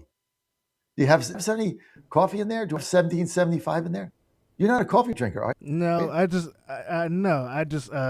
drink hot chocolate and imagine it's 1775 coffee.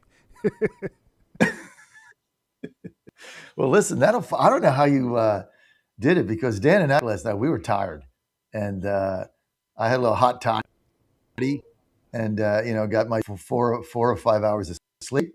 I gave Dan, you know what I did last night? Dan, check this, Mike. I gave Dan, was like, I didn't get any sleep. Then he took a 4-hour nap yesterday. It takes a 4-hour nap in the middle of the day. Like a 4-hour nap. Yeah, I've been so tired. I'm not sleeping at night. I'm like, dude, I got the answer for you. Right? So I go upstairs. I go on my shaving kit. I always carry, I give him a REM sleep. Right? So we get in the car. I said, look, put this in your pocket. And 15 minutes before you go to bed tonight, you take your REM sleep. It's going to change your life. He's like, really? So I said, yep, go ahead and change it. Dan, did you get the best sleep you've had in years? It was good. Right? Good. Did you dream? I dreamed. He dreamed. Do you know? Really? No. But you dreamed last night. Yeah. Why dream? Because you're in REM sleep, fourth phase of sleep. Because he took REM sleep last night. Ladies and gentlemen, there's nothing you could do for your life better then get REM sleep. It's all natural. You're going to sleep better. You're going to feel better. And Dan was complaining about sleeping, even though we got, 5 hours last night?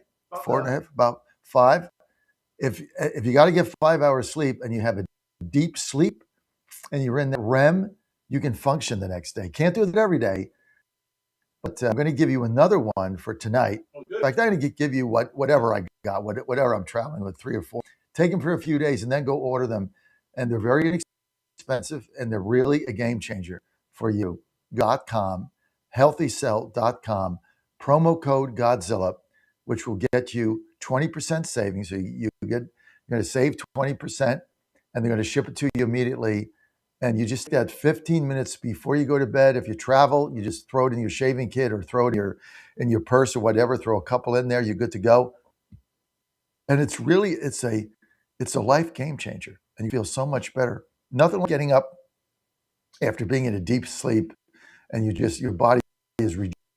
What you need in that deep sleep, and that's what REM sleep does. It's better than melatonin, is it, Dan? It's much better because it's got all natural things in there. Keeps you in that deep sleep. Healthycell.com, promo code Godzilla. Cell.com, promo code Godzilla. And that's going to save you 20%. And if you do that, you're going to be good. Okay. We got a couple of things here we have to do. Now, if you're me and have to say this, unfortunately, a whole bunch of times, if you're in Atlanta and you're listening to me on the radio on AM 1690, WMLB, that and our programming will no longer be on the air as of midnight, September 1. So different programming, different company will be handling it. We have sold that station or we're in the process of to another company. Has to be approved by the FCC. In the meantime, that other company is doing on September 1st what is called in our business a LMA or a license management agreement, which means they take the programming over on September 1. So you will not get us on AM 1690. Now, if you're listening to us on the WMLB app, no problem. App stays. On any of our apps, it stays.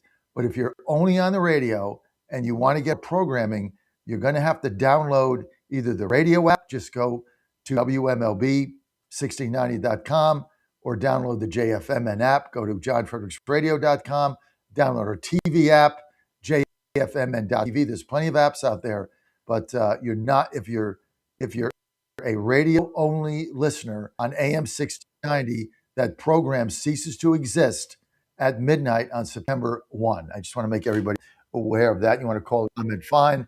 We've enjoyed the station. We've enjoyed the Peach Crew. We've enjoyed everything there.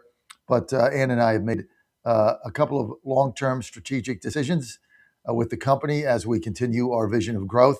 And Atlanta no longer fit the longer-term vision of the company where we're headed. We're acquiring another station in Nashville. This isn't a trade. It's not one for one. It's just Atlanta no longer made sense for us for a variety of reasons. And so, it is what it is. We got to run a business like everybody else. And we're going to continue to expand in areas that we believe are more conducive to what we're trying to accomplish. And it's as simple as that. Strictly a business decision. 888-480, John, you want to weigh in? 888-480-5646. Mike, we got some clips here. I'm going to start with the Hakeem Jeffries clip. This guy's bat crap crazy, okay? And it's important for all of us to understand where these guys are going and for what purpose, what they're trying to do. So we're going to get to there. Let me see if I can find it. It's going to be number 6, Mike. Number 6, Hakeem Jeffries saying that nobody in the Trump cartel is getting a pass. Hey, they want to put you in jail. You understand that, right? We don't prosecute anybody. Nobody, no arrests, no handcuffs, no perp walks. We do nothing. These people play a game. They want to turn the camps and they want to put you in it. And now they're telling you that. So just, if you want to stay home because you're mad at something Trump did or didn't do, and you want to sit on your hands, understand what's coming if you don't vote. 6, roll it. Nobody's getting the pass because we're determined to make sure, beginning on day 1, that we hold every single member of the Trump cartel accountable beginning on day one. Well, beginning on day one, you mean if the Democrats become the majority in the House of Representatives and you potentially could be the Speaker. Is that what you're suggesting on day one of that event? You will begin to hold everyone in the Trump cartel, your words, accountable? Well, what I'm suggesting is that if folks have been shortchanging the American people, screwing over the American people, or stealing from the American people, yes.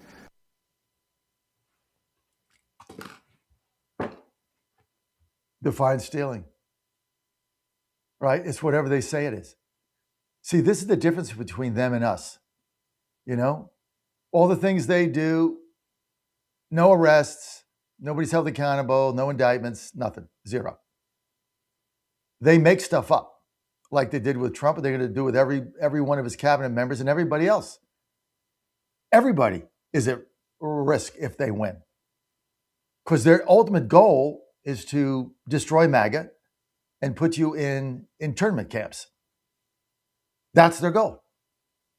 That's what communists do, right? Communists take over, and the first thing they do is they vanquish their enemies. I mean, they're telling you what they're going to do.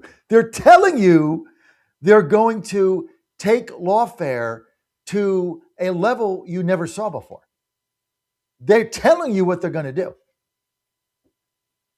And you still got people on this chat saying, I'm not going to vote because, you know, Trump didn't do this, or Trump said that, or Trump didn't do this, or so I'm not going to vote.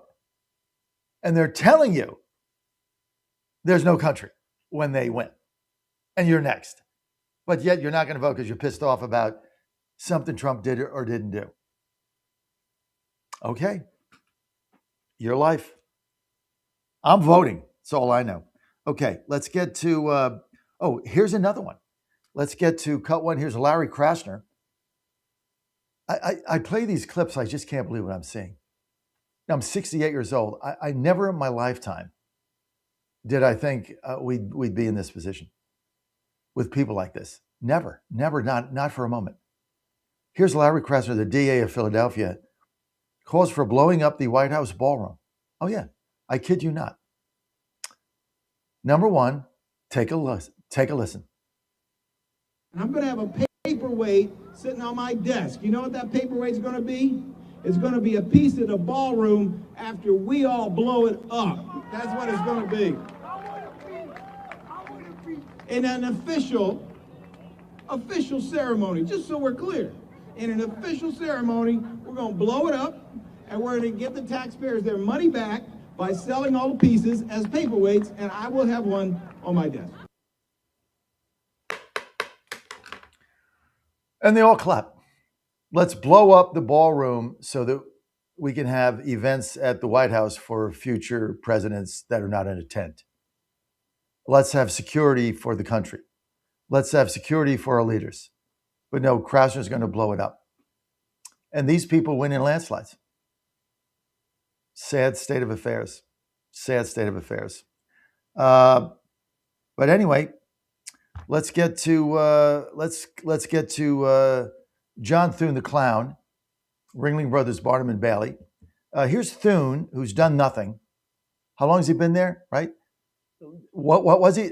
He got the one big, beautiful bill passed in 2025. Can somebody tell me what this guy's done in 26? Have we passed anything other than naming like a post office? What has this guy done? Now he's, of course, on vacation.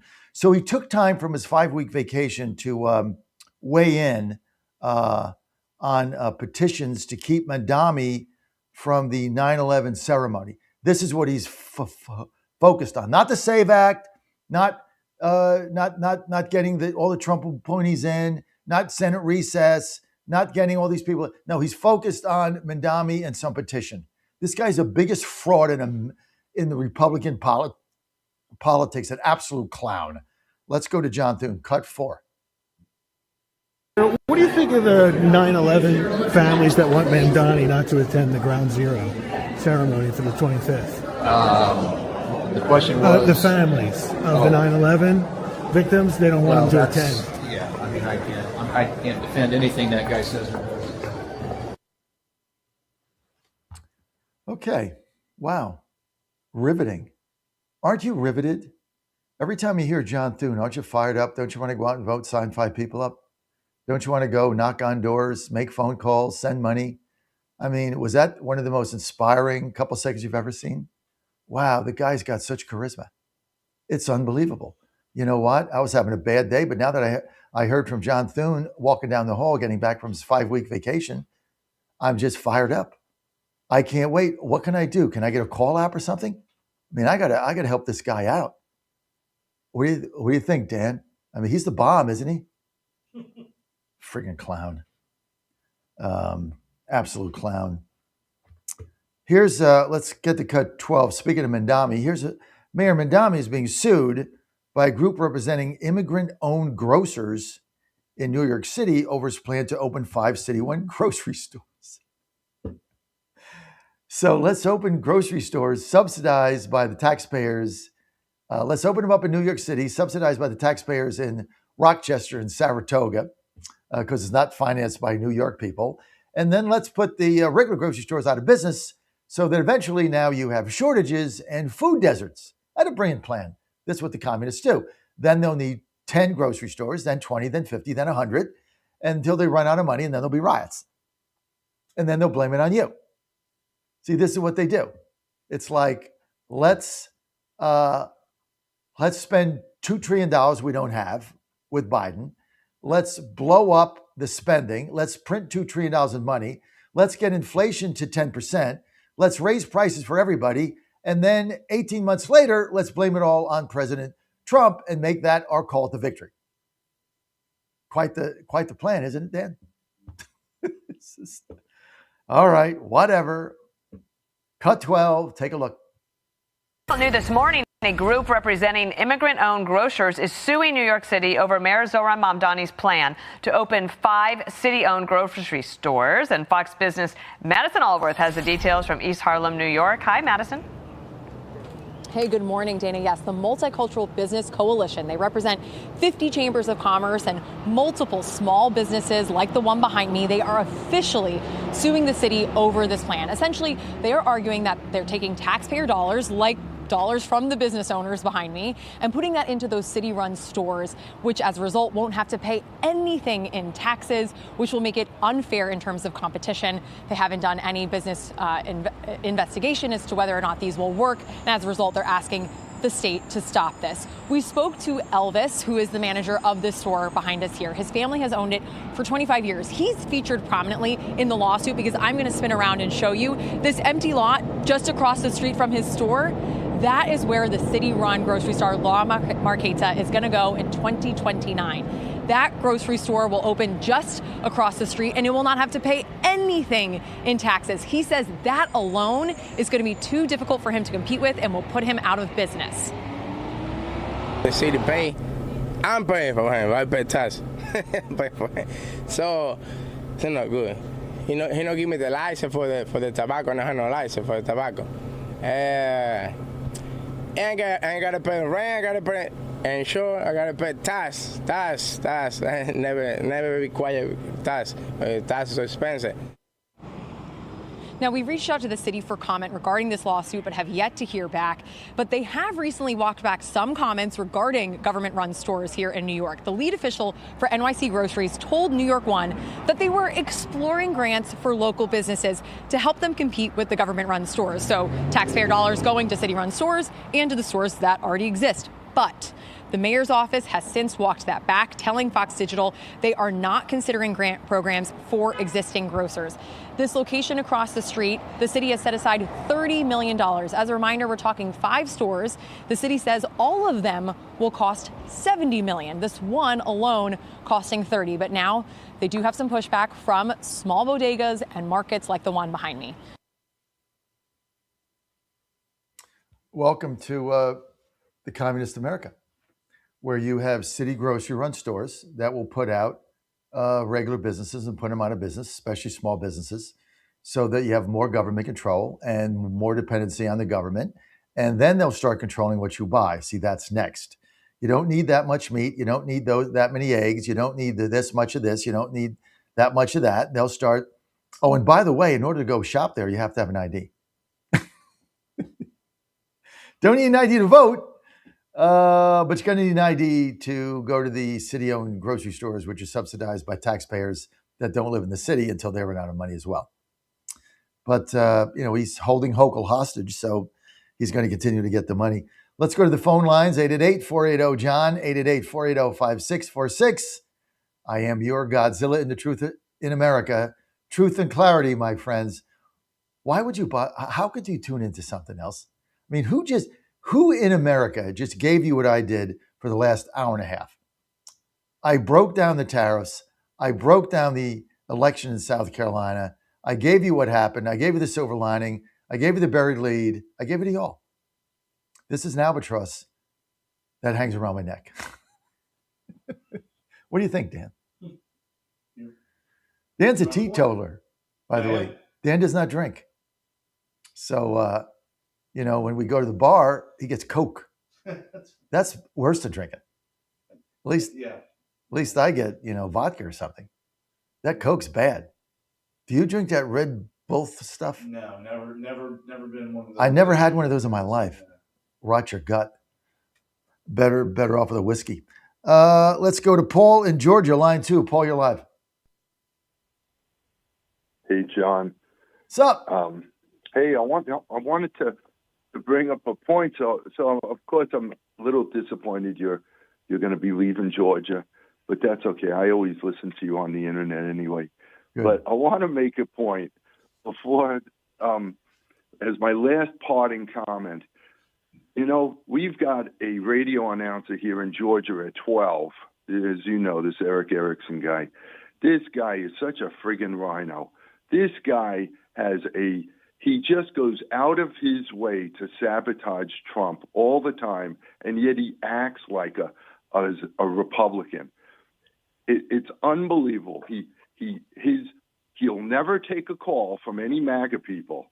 He deliberately goes out of his way to screen the callers so he doesn't get any tough questions.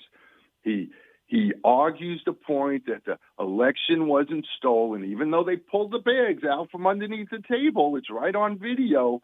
They shut down they threw all the poll workers out of the counting station, and they had the phony water leak. Oh, but no, there was no election fraud in Fulton County. Yeah, right. What a joke that is. This guy is pathetic, and we're stuck with him in Atlanta. But like I said, I'll be listening to you guys on the radio. He also never gave any of the January 6 guys any sympathy for the way they were treated, for nothing more than trespassing, in jail for how many years. It's just unbelievable what a rhino this guy is. He's a Pence. He loves Pence. He loves all the typical Bushies, the endless wars, and he goes after Trump all the time over complete crap. But, okay, I had to get that off my chest. Sorry, John. Listen, first John, of all, one thing I wanted... Paul, never apologize. That's why I love you. Never John. apologize for It's the getting truth. things off your chest. This is a community. That's why I take all calls. And part of being with us is you have to be able to rant and get stuff off your chest. I mean, it's therapeutic. You got to be able to do it. And doing it, with your family is one thing. Doing it where, millions of people are tuned in is a little bit different. So nobody, especially you, ever apologize for getting something off your chest with me or doing a rant, because that's why we're here, to give you that opportunity, give you that space. So go ahead. Hey, so I mentioned this a couple months ago about how I think this data center, phony data center story about it is really becoming a problem now. 70% of the people now have been convinced that it's bad in this country. And yet there's reports out of Louisiana where the school teachers in this one county where they put a data center got big bonuses, and their real estate taxes are coming down. This is the opportunity for these counties to save a lot of money, bring in a lot of revenue for for the citizens is tremendous. Just build these data centers in a little valley, stick it in the middle of nowhere in the woods so you can't hear the humming. It doesn't use up water. That's a misnomer. It's a closed system. And you could really save the residents a lot of money. I told you the Chinese have switched from global warming to now data centers as far as what they're funding. They're funding the media, and they're funding these politicians to go against these Democrats, to go against building data centers in America, because we've got a lead on them. So I hope please, John, keep that in the forefront. This thing with Hochul, here's another comment I want to make. She says, we're going to put a year moratorium. Give me a break. It should take a month to decide what the hell to do. A month, not a friggin' year. These politicians can't get crap done. It's unbelievable. And here's my last parting comment I want to make, because I believe DeSantis has done such an unbelievably good job in Florida. Unbelievable. The number of government workers has continued to drop in Florida, and yet there's more and more population. It's amazing what he has done. But here's my slogan: let's make America Florida. Vote for DeSantis for president. I agree with you on everything you said. And I think DeSantis is going to go down in history as one of the greatest governors since the founding of the nation. Now, it's just amazing. And everybody wants to move there, including us eventually. And it's all DeSantis. And so he's got a future. Don't know what it is. Maybe be VP. I could see, advanced DeSantis or something. Who knows? But should go in Trump's cabinet. But he's got a future. And the guy's been an extraordinary governor beyond anything you can imagine. But it's a good saying. It's a good slogan, and nobody can argue with the results that DeSantis has had. He's been amazing. All right, you're on the John Fredericks Media Network. We're trucking the truth across America. Great to have you with us. We got Cindy in Pennsylvania on hold. We got Todd Sheets coming up in the waiting room. We got Dan Hobgood here running the show in Rock Hill, and we got Michael Coleman in the captain's chair in Richmond. We're humming right along, and we're going to be right back after this quick word from our loved sponsors. Example, your morning walk, run, or workout at the gym. As we encounter others, often we don't make eye contact, let alone smile or greet each other. Listening to music or a podcast with our earbuds is so much more preferable than having to greet others we encounter. As a result, people are becoming more and more disconnected from each other. So let's start a human connection trend. Here's an experiment for you to try. Put your phone and earbuds away for a day while in public. Try to engage others in your path with a simple smile and a kind hello. These simple gestures will become a powerful force in the world. A smile costs nothing, but can be a powerful tool to brighten the day for others. Let your smile be a light for all to see. It's a gesture of love from the Lord. I'm Susie Kelly, and I am passionately Catholic. Wagering at its finest, playing at the highest levels, under the highest stakes for more than a decade.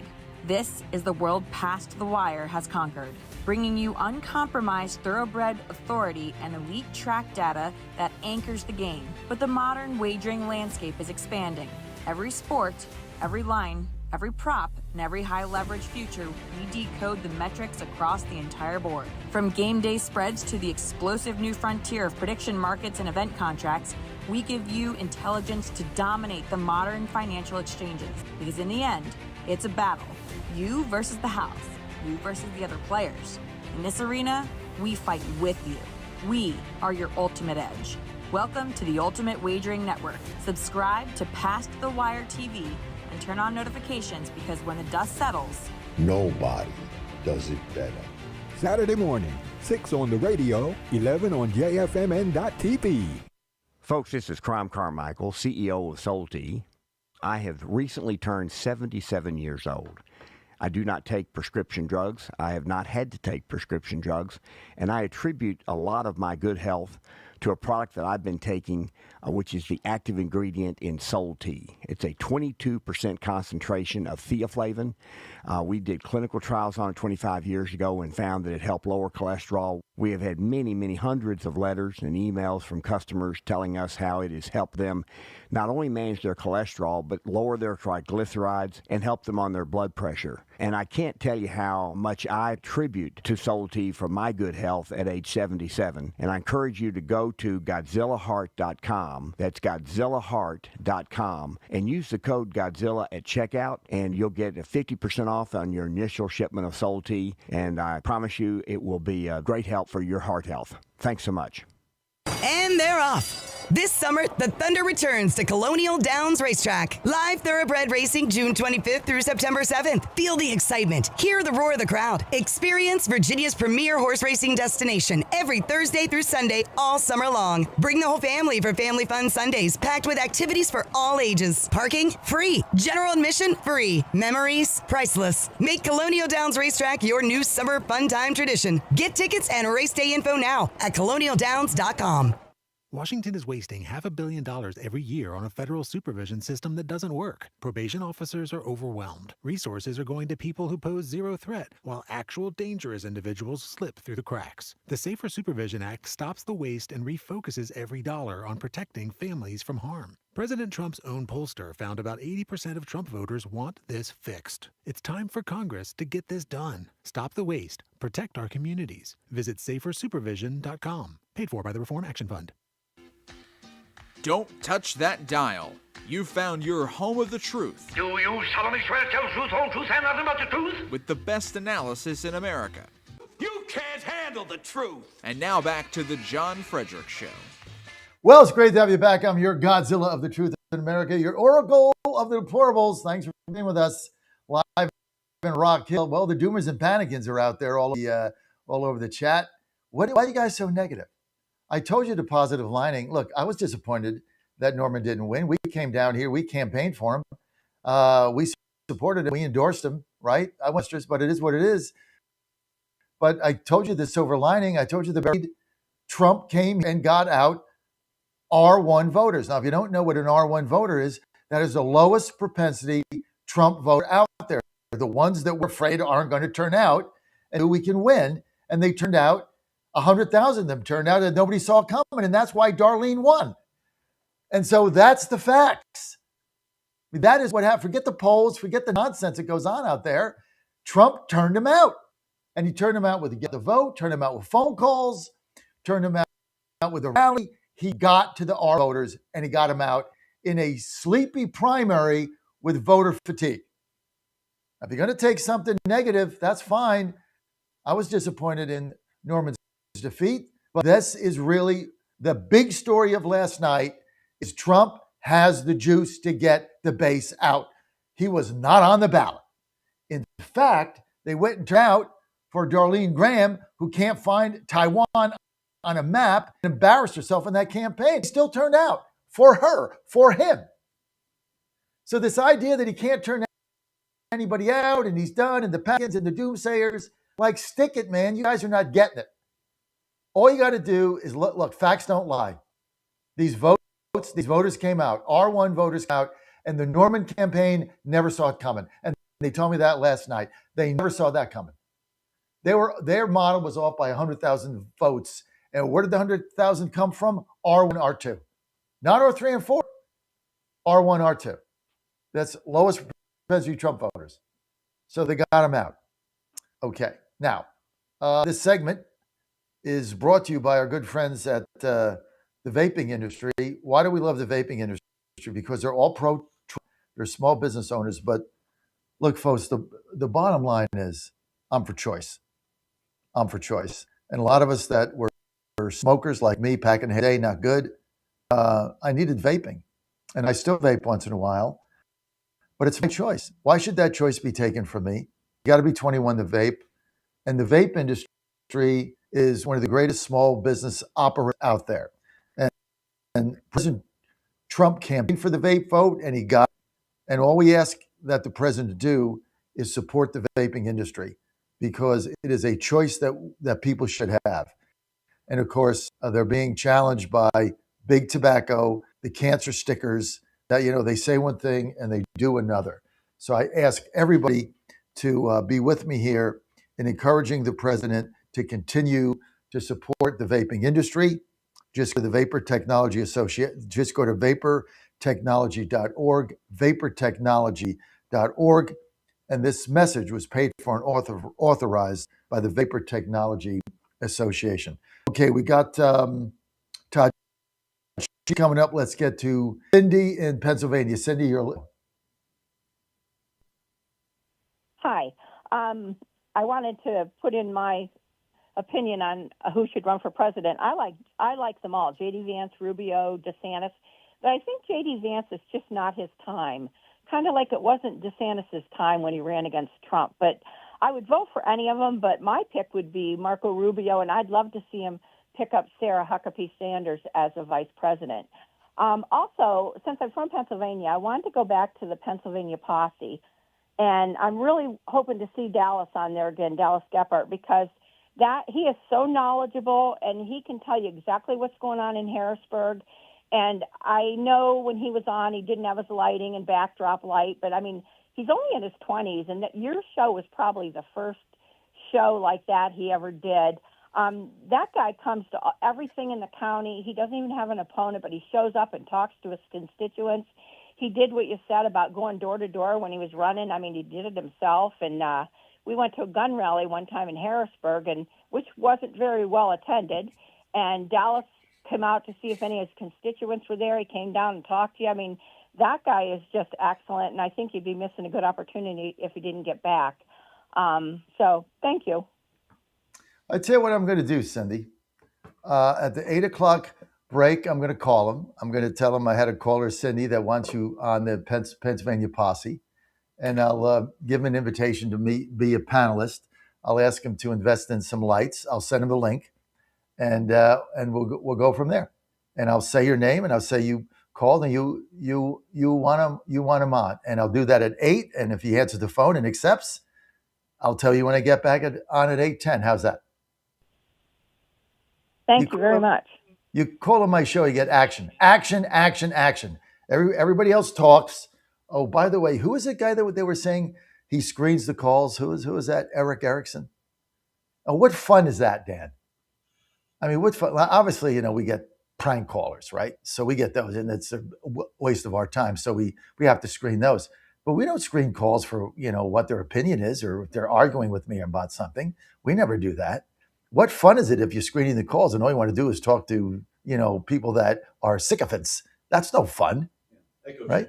Echo chamber. It's like boring, right? I want to hear all voices, which means Anthony should call in today. Anthony, I know you're tuned in. Call in and do your normal Anthony bitch and moan and complain. And so we can just get through it and get it off our plate. You can get it off your chest. Telling me that Trump hasn't done anything. Trump sucks. We're all going to lose. Everybody talked to is staying home. They're all voting for the communists. I mean, it's very uplifting and inspiring.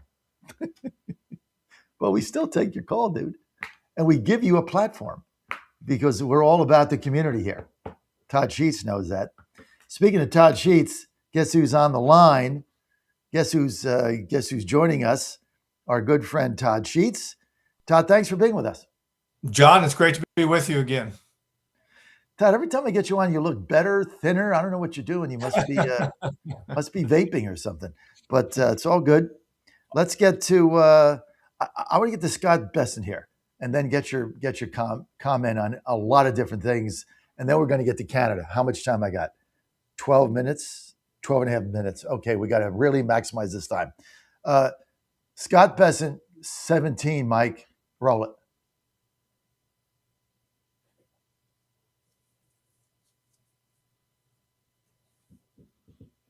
The president is making phone calls to world leaders with specific requests to cease their interactions with the regime.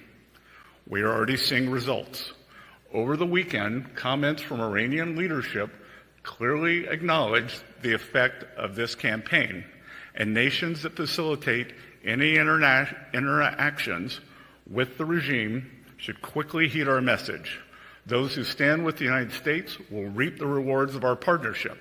Those who tether themselves to the Iranian regime should expect to share in the isolation of a withering regime. Reaction. Yeah, he could have been talking to the Democratic Party here in America also. I mean, I hear all these guys running around. Of course, they're trying to bash Trump on everything that they can right now heading into these elections. And one of which is that, the gas prices are up. We've got to get out of Iran. We've got to get out of Iran. We've got to get out of Iran. And as we've talked about before, they are the greatest ally that the Iranian Revolutionary Guard Corps has right now. And it's very important for people to understand, even if you were against the war to begin with, okay, there could be, a debate over that. We're in a war right now. And this isn't a meaningless war. This is one of the four major, probably the second major rival to America in the world, along with China. And if we walk away from this at this point in time and hand them control of the Strait of Hormuz, we are basically giving them a toll booth on all of the Middle Eastern oil and an ability to scrape off all of that, which will only make them stronger, make China stronger, and make the alliance that also includes Russia stronger. Walking away is not an option. And, with this move that Trump has taken and Bessent squeezing the economic side of things, this is exactly the right thing to do right now. The other thing that people have to keep in mind, we've seen a couple of leading Iranian officials over the last few days come out, the moderates, and say, we need to find an end to this war because it is strangling us economically. So there is an admission coming from within the moderate part of the regime and within Iran of how successful this economic warfare is. This is exactly the right thing for Trump to do. He's trying to keep oil prices from going crazy while he works to finish the job with the minimal cost to everybody. It's the perfect strategy. I'm optimistic about it and very hopeful that we will stick with this until they finally give in. I think there's a level of resolve and patience that we haven't seen before, and we stopped the ridiculous MOUs and negotiation, and they're desperate for a deal, and kind of the bluster nonsense that went on. Just to what you said, let's get to cut 13. Here is Trey Yingst basically saying exactly what Todd Sheets just did in a little bit of a different way. Cut 13. Mike, if you can put that up for us. The United States is set to unleash new economic sanctions against Iran to pressure the regime in Tehran. U.S. Treasury Secretary Scott Bessent wrote on Sunday, President Donald Trump and the overwhelming might of our military have significantly dismantled Iran's military capabilities and weakened its nuclear program. Now we are entering the end game. At dawn begins an economic D-Day, the single greatest financial offensive ever marshaled against an adversary. The economic pressure comes as the Iranian rial crossed 2 million to $1 US, a historic low for the country's currency. The head of Iran's Supreme National Security Council responded on X, saying if the economic war continues, not a single drop of oil will be exported, neither through the Strait of Hormuz nor anywhere in the Persian Gulf. Iran will regard any country's participation in or support for America's economic war against the Iranian people as an act of war. Despite this statement, reports do indicate that crossings through the Strait of Hormuz are up 400% over the last 2 weeks. The United States is overseeing vessels out of the Persian Gulf through a safer southern passage. The passage does allow for millions of barrels of crude oil to be exported each day. Still, the Iranians remain defiant. The fact that the United States has once again moved from military threats, saying that it will strike and so on, to reviving its old plans shows that they are truly desperate and have no solution when it comes to the great Iranian nation. It's a Baghdad bomb, baby. Let's go. They have no money. The economy is collapsing. The riyal, whatever their currency is at an all-time low. It's trading $2 million for $1. There's inflation rampant. There's food shortages, but hey, they're winning the war. They're winning. I'd hate to see what happened if they were actually losing, Todd. Well, yeah, and that guy sounded like he could have been in the Democratic Party here in America, right? I mean, you couldn't tell the difference between what they're saying right now. So, look, we are potentially on the verge of an enormous ground shifting victory here. It may take time. It will take some cost, especially in the form of slightly higher prices. But to walk away right now would be, in my opinion, an enormous mistake, not really an option. I mean, and especially to walk away and give them control of the strait, you know that money that they would make from controlling the strait that would start flowing in by the billions is going to go straight into reinvigorating the nuclear program. And so, the last thing the world needs is a hostile Iranian regime with pursuing a nuclear weapon and with the funding source, a new funding source to go after that. So, I think, there's been some hits and misses as this war has gone on. There always are. But the administration is in a good place right now, pursuing a good thing. There's talk out there, well, they're going to strike back. Okay, we sit back, they strike, and then we've got to hit them harder, and then we withdraw again. And each time they strike something, we come in and hit them twice as hard. And at some point in time, that goes away. So I think, you're not going to hear it anywhere else. But if we stay this path, I think we're on the course towards a historic victory here. No doubt about it. I think finally President Trump understands there's no negotiation here. You have to basically have this regime collapse.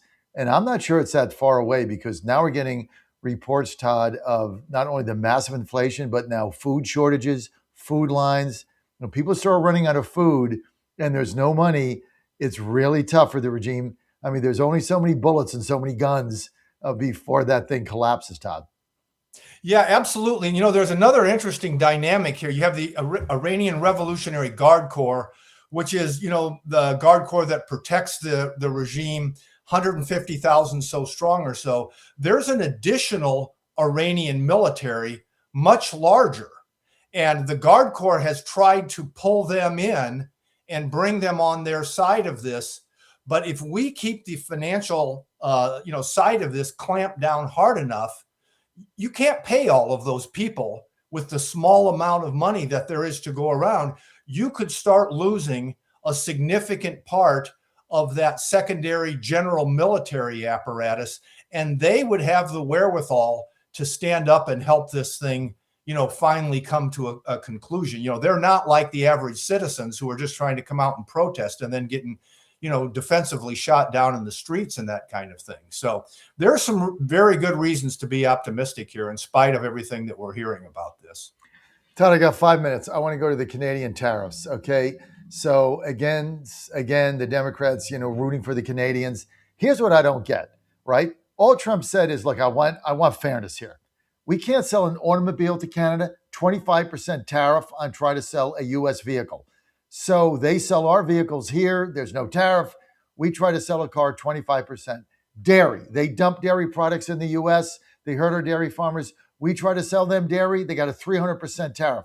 Yes, you heard that right.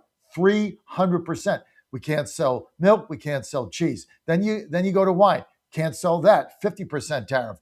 Tariff on beer. Tariff on whiskey. Tariff on hard liquor. Tariff on vodka. So we can't sell any of our wines there, any of our liquor there. This goes on. Can't sell lumber there. 40% tariff on that, right? They dump their lumber in here. Finally, the president said, I had enough, right? Either you're going to take those tariffs down, or you're not going to continue to take our jobs away and sell things. And so he does this, and the Democrats are all over him. And they're now on Canada's side when they've been screwing us for 50 years. How does this even make sense? Yeah, well, this was at the beginning when we go back to the tariffs over a year ago, and we were talking about these kinds of things. We talked about the fact, there's two incredibly legitimate and important purposes for the tariffs.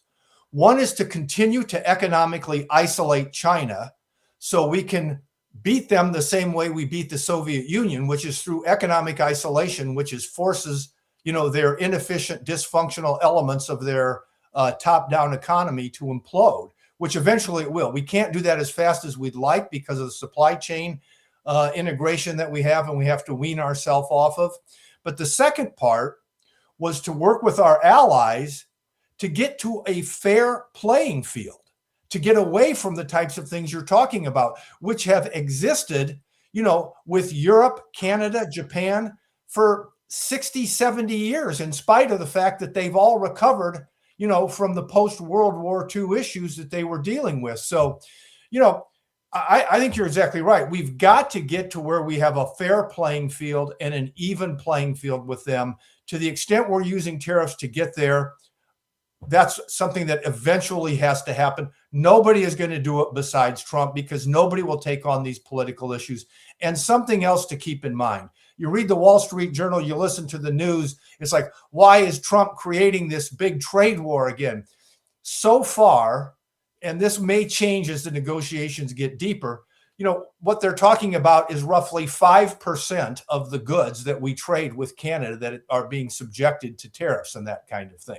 So, at this point, what Trump is doing is saying, I'm going to give you a chance. We're not going to slap tariffs on everything that we import, a relatively small part, to give you an idea. Come to the table and make a good deal, or we'll go deeper. And this is the part of the, Trump's approach to things that people don't appreciate. It's not all in, massive tariffs on everything across the board right up front. It's an incremental process to get them to the table to make a deal. These tariffs only affect 5% of what Canada exports into the U.S. So 95% of the goods or services they export here are not affected. But, Trump's got a point, as far as I'm concerned, is that there's got to be reciprocity, right? I mean, they have tariffs on our cars. We can't sell a car there, but yet they make cars and dump them here. I mean, it goes on and on and on. And so we just want fairness. That's what President Trump is trying to do. And but hey, if you're the Canadian government, you have a willing partner in the Democratic Party and the Liberals. That's basically what you got. I've never thought in my lifetime, I never thought I'd be here where a major party of the United States is rooting against every United States interest imaginable, including they didn't want us to win the soccer game at the Olympics. I mean, it's incredible. They're rooting for the other teams. It's mind-boggling, Todd. That's the definition of Trump derangement syndrome, right? I hate him so much I'm willing to tank America to defeat him, basically. I've never seen anything like it either. Todd, I mean, you and I, I'm a little bit older than you are, but never in my lifetime did I think I'd see what I'm seeing now. I mean, I remember I was not a Clinton fan, but I remember when Bill Clinton was straight bombing. What was it, Bosnia? I mean, I was 100%. I wasn't for it, but he was a president. I didn't vote for him twice, but look, he's straight bombing Bosnia. I'm like rooting for us to get a successful outcome because I'm an American. I'm not a Republican. I'm an American. These people are nuts, Todd. Plus, they're communists. I got to go. Todd Sheets. Follow him, Substack, SHEETS. Just Google him there. Not Sheets, where you buy coffee. I do Wawa, just saying. Sheets, SESHEETS. Follow him there. Todd, thank you. Thank you, John. Have a great week. Pennsylvania representatives coming up. Keep it right here.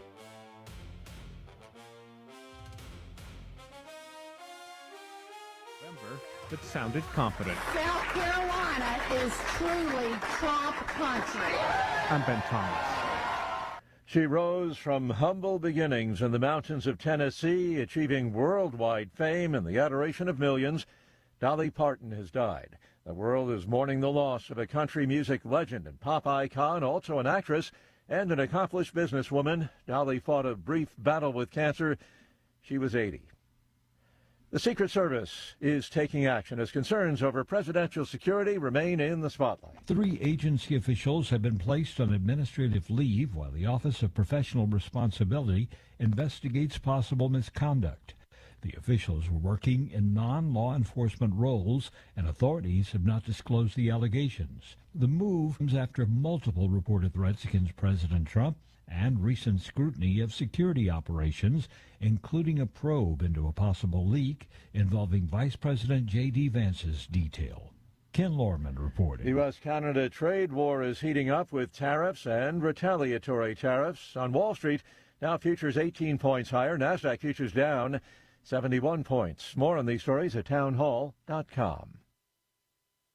Diabetes, high blood pressure, anxiety meds, everyone's on them. If you're a 50-year-old male, maybe a bit porky, and you may even have type 2 diabetes, $1 million of term insurance may only cost you about $200 a month. Call Term Provider. Speak with Big Lou at 800-555-2085. Big Lou will find a term life policy for you even if you have type 2 diabetes, are overweight, or have high blood pressure. Term Provider has helped thousands of people like you who think they can't afford term life insurance. To buy $1 million of affordable term life for you, all you need to do is call Big Lou at 800-555-2085. Lou will make sure the scales are tipped in your favor. Call 800-555-2085. Big Lou will answer your call and work to fit you into a term life policy that you can afford. Remember, Big Lou's like you. He's on meds too. Call 800-555-2085 or biglou.com.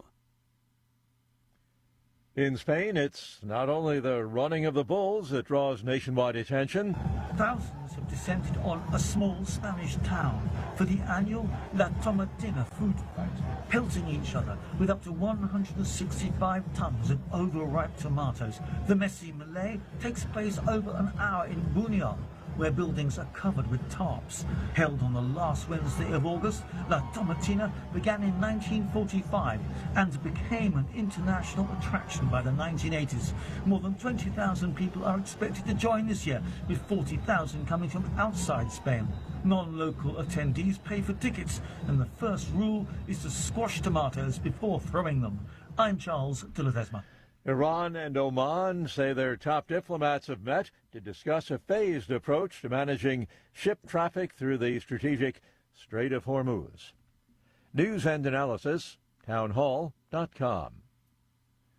ICE was especially busy last month. New figures from the Deportation Data Project based at UC Berkeley and UCLA show that U.S. Immigration and Customs Enforcement arrested nearly 50,000 people in July, the highest single monthly arrest total during President Donald Trump's second term. Texas and Florida account for nearly 20,000 of the July arrests. Arrests began to fall in February. After remaining stagnant for months, the number surged in June and then again in July. I'm Lisa Dwyer. A Chinese humanoid robot has set a new 100-meter sprint record of 8.86 seconds in Beijing. The milestone was achieved at China's World Humanoid Robot Games, an Olympic-style competition now in its second year. Robotics is one specialty that China has been working hard to dominate, that along with artificial intelligence. More on these stories, townhall.com. The Trump administration has brought positive changes when it comes to fixing our broken healthcare system. If we really want to make America healthy again, well, that starts at home. And that's where the Wellness Company comes in. You see and hear from the Wellness Company doctors all the time, and you know their products are the gold standard for keeping you and your family safe and healthy, giving you the opportunity to make sure you're prepared for whatever happens with their prescription medical kits.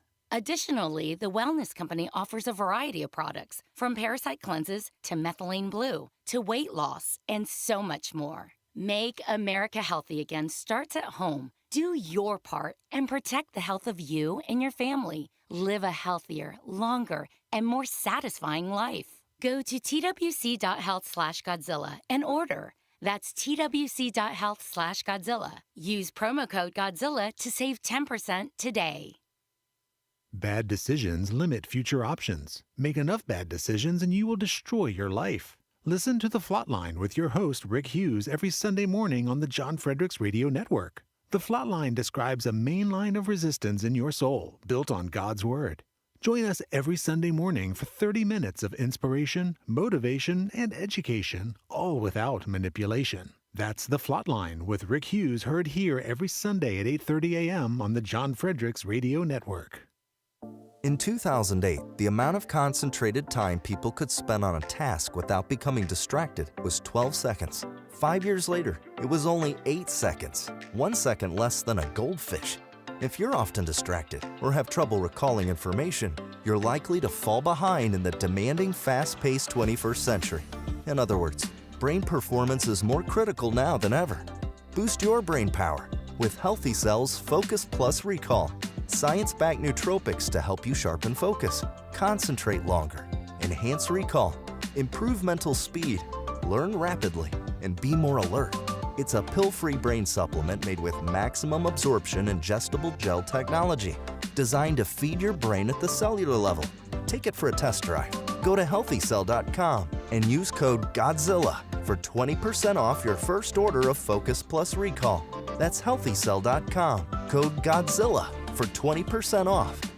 Now more than ever, it's imperative to support companies that share our conservative values. That's why I can't be more excited to tell you that I've switched my family to Patriot Mobile. Patriot Mobile is America's only Christian conservative wireless provider. When you switch to Patriot Mobile, you shift your support away from the leftist, woke, progressive agendas of Big Mobile. Patriot Mobile's wireless service works perfectly and seamlessly as you go about your lives with exceptional nationwide coverage that uses the same towers the main carriers use. Patriot Mobile donates a portion of every dollar earned to causes you care about, to organizations that fight for religious freedom, First and Second Amendments, sanctity of life, and the needs of veterans and first responders. Patriot Mobile has plans to fit any budget, along with great discounts for our veterans and first responder heroes, as well as multi-line users. Switching is easy. Just go to patriotmobile.com/Godzilla or call their U.S.-based customer service team, 972-PATRIOT. That's 972-728-7468. Use offer code GODZILLA for free activation.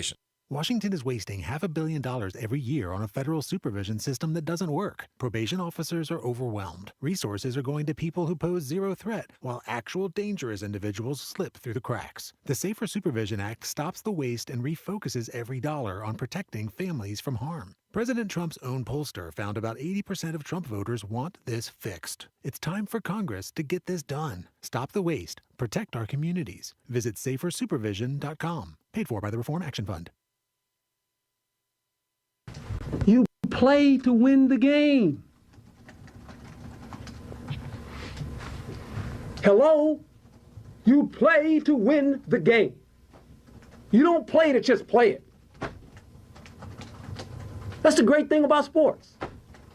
You play to win. And I don't care if you don't have any wins. You go play to win.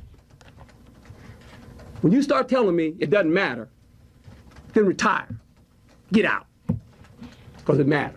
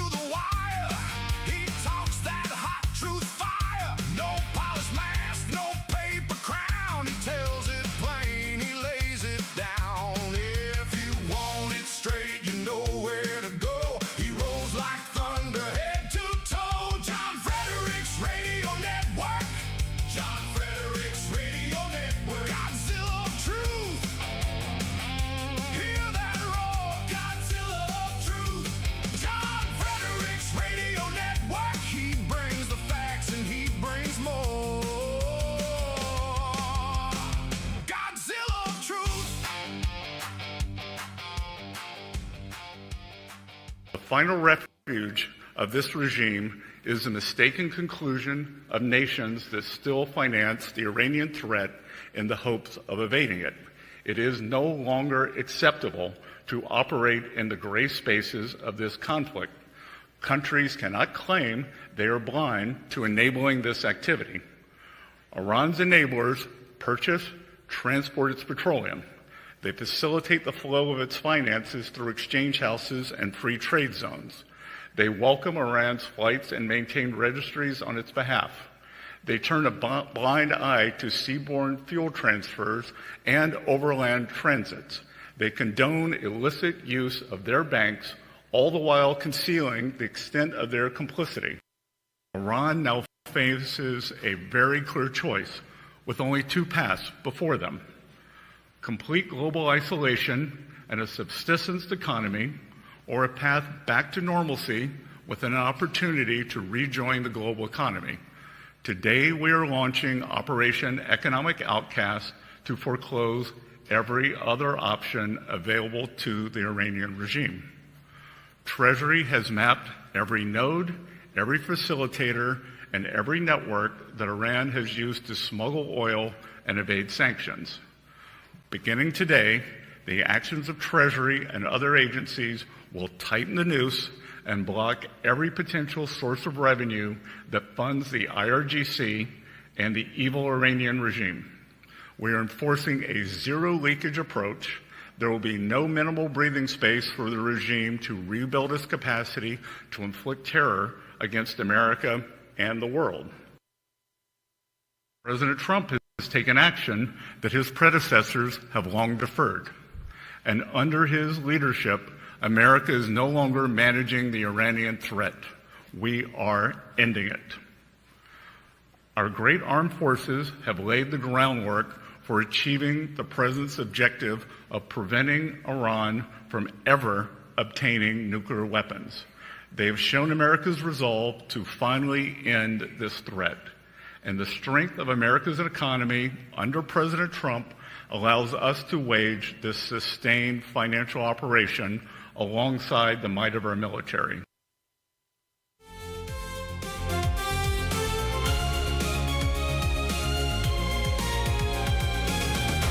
Live from the studios of the John Fredericks Media Network, it's The John Fredericks Show. Grab yourself a cup of 1775 coffee, sit back, and get ready for the best 4 hours of talk in the universe. To be part of the show, just call our toll-free number, 888-480-5646.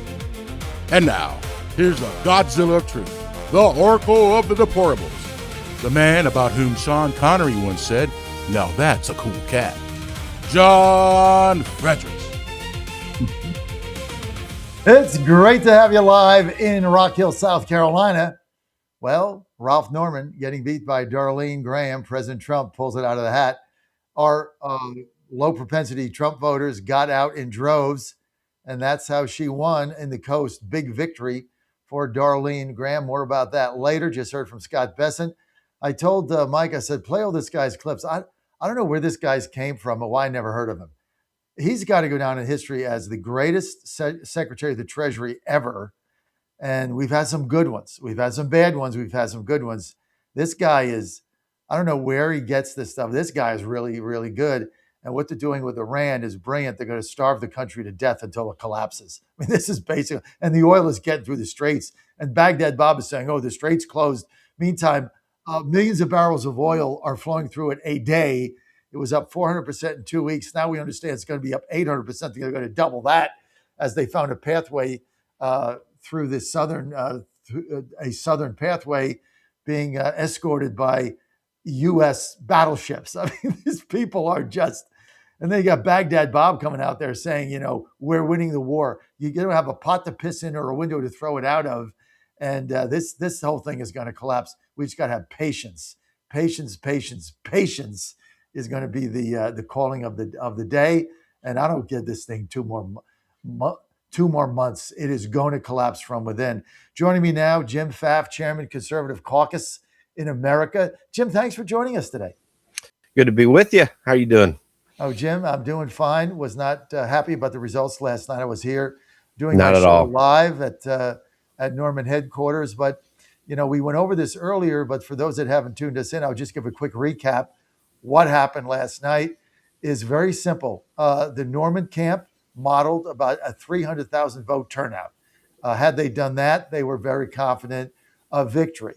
They knew they were going to win Greenville by about 20,000 votes. They won it by 19,000, about 1,000 short, but they were right there. Here's what they didn't anticipate: 400,000 turnout, 30% over what they estimated. Where did those votes come from? Get this: downstate, coastal, low propensity R1 Trump voters. Why did they come out after all this voter fatigue? Trump did a rally in Myrtle Beach. Darlene Graham carried Myrtle Beach by almost 20,000 votes. And around those areas, they did 80,000 get out the vote calls on Monday. Trump did a tele rally, and the 100,000 came from R1, R2, low propensity Trump voters. The president got them out. That's the silver lining. If he can get them out in South Carolina in the middle of August after 4 primaries in 6 weeks, he can get them out in Michigan, Maine, North Carolina, these other states, Iowa, where we're going to need them. Jim, your thoughts? Yeah, I lived in the Low Country there in Charleston for a while, and so I know the state pretty well. And the difference in the regions is that the Low Country, which is defined as Charleston down to Hilton Head and roughly up to Myrtle Beach from there, that's more your establishment Republican area. In fact, it's kind of interesting. Nancy Mace having that first district in the Charleston area. She's been pretty much a conservative rock star, but she's had to have a balance with the folks, as we would always describe them on the Battery, that are just they're just establishment rhinos. When they are Republicans, a lot of Democrats down there on the Battery in Charleston as well. North Charleston kind of goes both ways. That's Tim Scott's home area. But it's the upstate that really is the conservative entrepreneurial center of that state. And there's a decent amount of entrepreneurial system in the Low Country, but the upstate, Greenville, Anderson, all those areas, I mean, that's where it's happening economically. That's where the real heart of a liberty-minded approach is. Ralph Norman appeals to those people well. I mean, you had the Trey Gowdies and Jeff Duncans in that area of the state, and those have been really conservative rock stars, and Ralph fits that very, very well. So I was hopeful when I heard that turnout was going to be high in the upstate, and it was high. That made me hopeful. But yeah, I think that the story to take from this is absolutely that Donald Trump can be the Energizer Bunny of the one of four, what we call one of four voters. These are the low propensity voters that tend to only show up in presidential elections, and not always. Those are going to be key to what happens in November. And so the impressive turnout of that style and model of voter is really should hearten Republicans if Donald Trump is on the road for the rest of the year. So we're going to talk about Iran, I know, but and that's important. And I'm really impressed, as you are, with what Scott Bessent is doing. But the message for Americans is not Iran. It is the economy. It is what Donald Trump has done for this economy, what is already happening, and then what can happen, because now we've got business investment that's going crazy. And next year it's going to show up big time. And we need to put that message out so people understand what's going on. How do we do it? Well, first of all, I'm just going to repeat. It's Donald Trump rallies. Every time he rallies this, it moves people. This is his last hurrah. He's literally running for president going into November because he's going to have no presidency afterwards if Democrats have control of both houses, for sure. Which, by the way, the House is most at risk but the Senate is at risk. I don't know that it's not as great a risk. And actually, I felt it was a lower risk in the beginning of the year. I still think Republicans are going to keep the Senate, but it is absolutely more of a risk now than it ever was when you look at the numbers. I've got a personal passion project I put up in my weekend time, pollingsource.com. I've got it all laid out there, every poll you can imagine. And when you look at it, and I don't have it bias the polls. In other words, I just straight up all the polls that I can find of most pollsters, what do they average out at? The toss-ups in the Senate right now really are 4. You've even got a toss-up in Texas right now. Now, listen, I think Paxton's going to pull it out, but Donald Trump's got to go to Texas and rally those troops and show what James Tallarico is. You actually, though, have Roger Marshall in Kansas is polling really, really closely right now. Now, what does that mean? I don't know that we're going to lose Texas and Kansas, but these are close races at the moment, and our base has to get out. The real test is going to be what our base does in states like that, because if they're not showing up, then we're going to have really big problems in the rest of the country. On the House side, we got 24 seats that are really up for grabs, true toss-ups. And we're targeting about 26 congressional seats and about 11 Senate seats. 11. Like I wouldn't have imagined I'd make it 11 Senate seats. But to be candid, it really is, because there's a battle brewing. So Donald Trump showing up and doing that, we're going to target low propensity voters ourselves. That's our goal with this. And that's the whole game. Everybody else is going to show up the way they're going to show up. Democrats have lower right now. I'm excited to say that Democrats aren't as motivated as they were to vote earlier in the year. That is actually changing, and the DSA thing is changing that. So if we could take advantage of that, in a bad way, right? In a bad way for them. Yeah, in a bad way for them. Yeah. I mean, the Democrats have the lowest approval rating that they've had probably in their party's history during the era of polling right now. The DSA thing is an ick factor, even amongst some Democrat voters right now.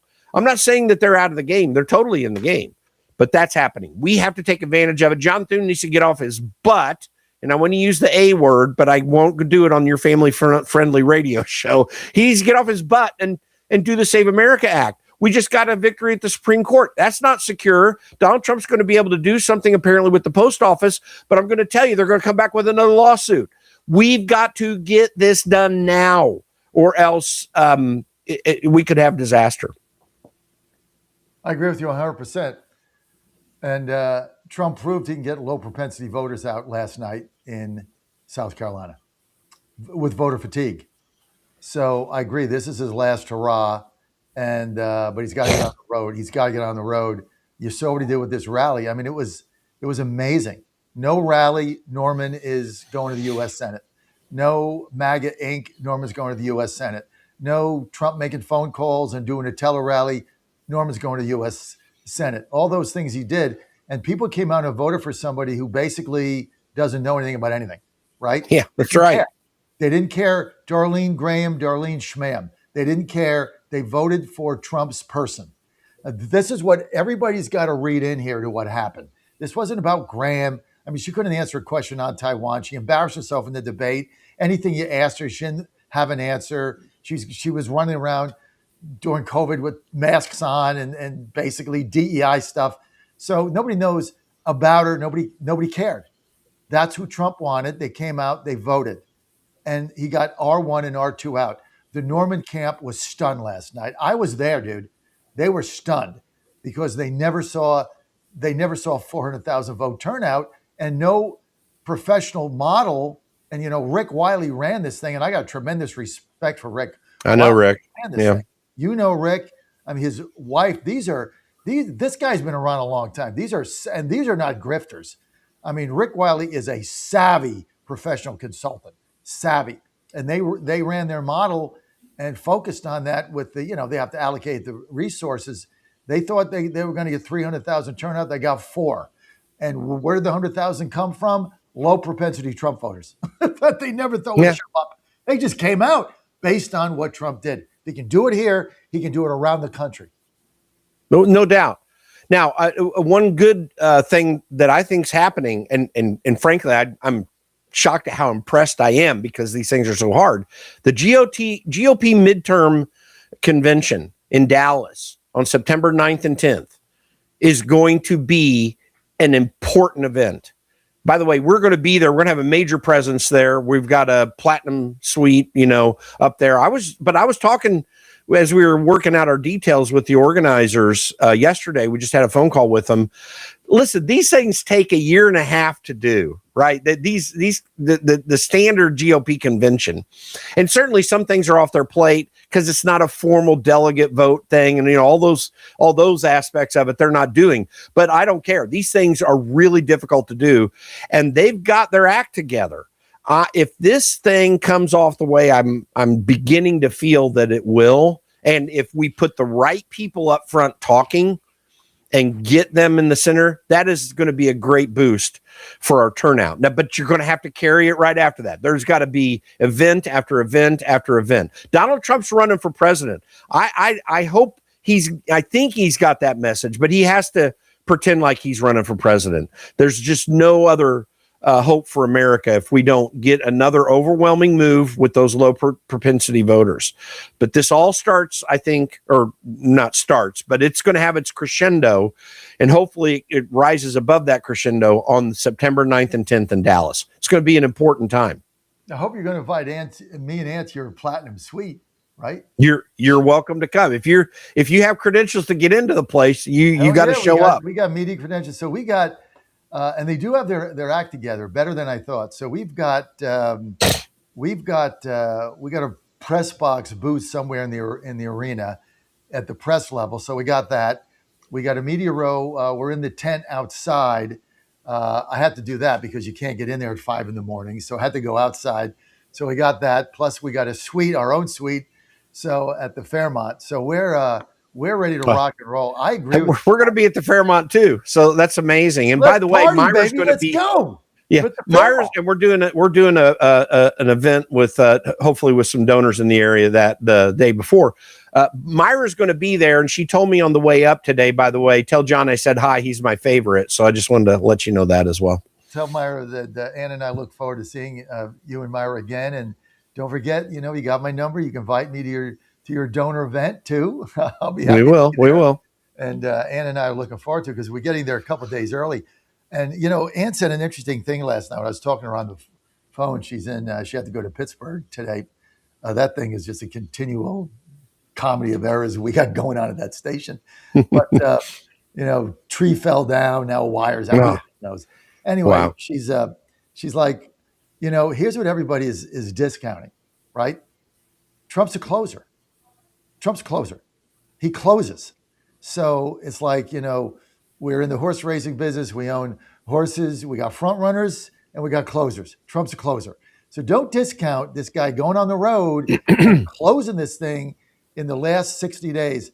And I think what I'm hoping is that we reset the message. We do a reset in Dallas, and then he hits the road, and then he starts getting the momentum. Like, let me give an example. I don't know why this came to mind, Jim, but you and I are old enough to remember this. Clinton got out of his convention in 92. I think it was in New York. I don't remember. I think it was in New York. He gets out of he had a great convention. And remember, going into this thing, he was third behind Bush and Perot. Right. He got out of the convention, and he had a very good convention. And then he got on a bus with Gore and Tipper with the camera.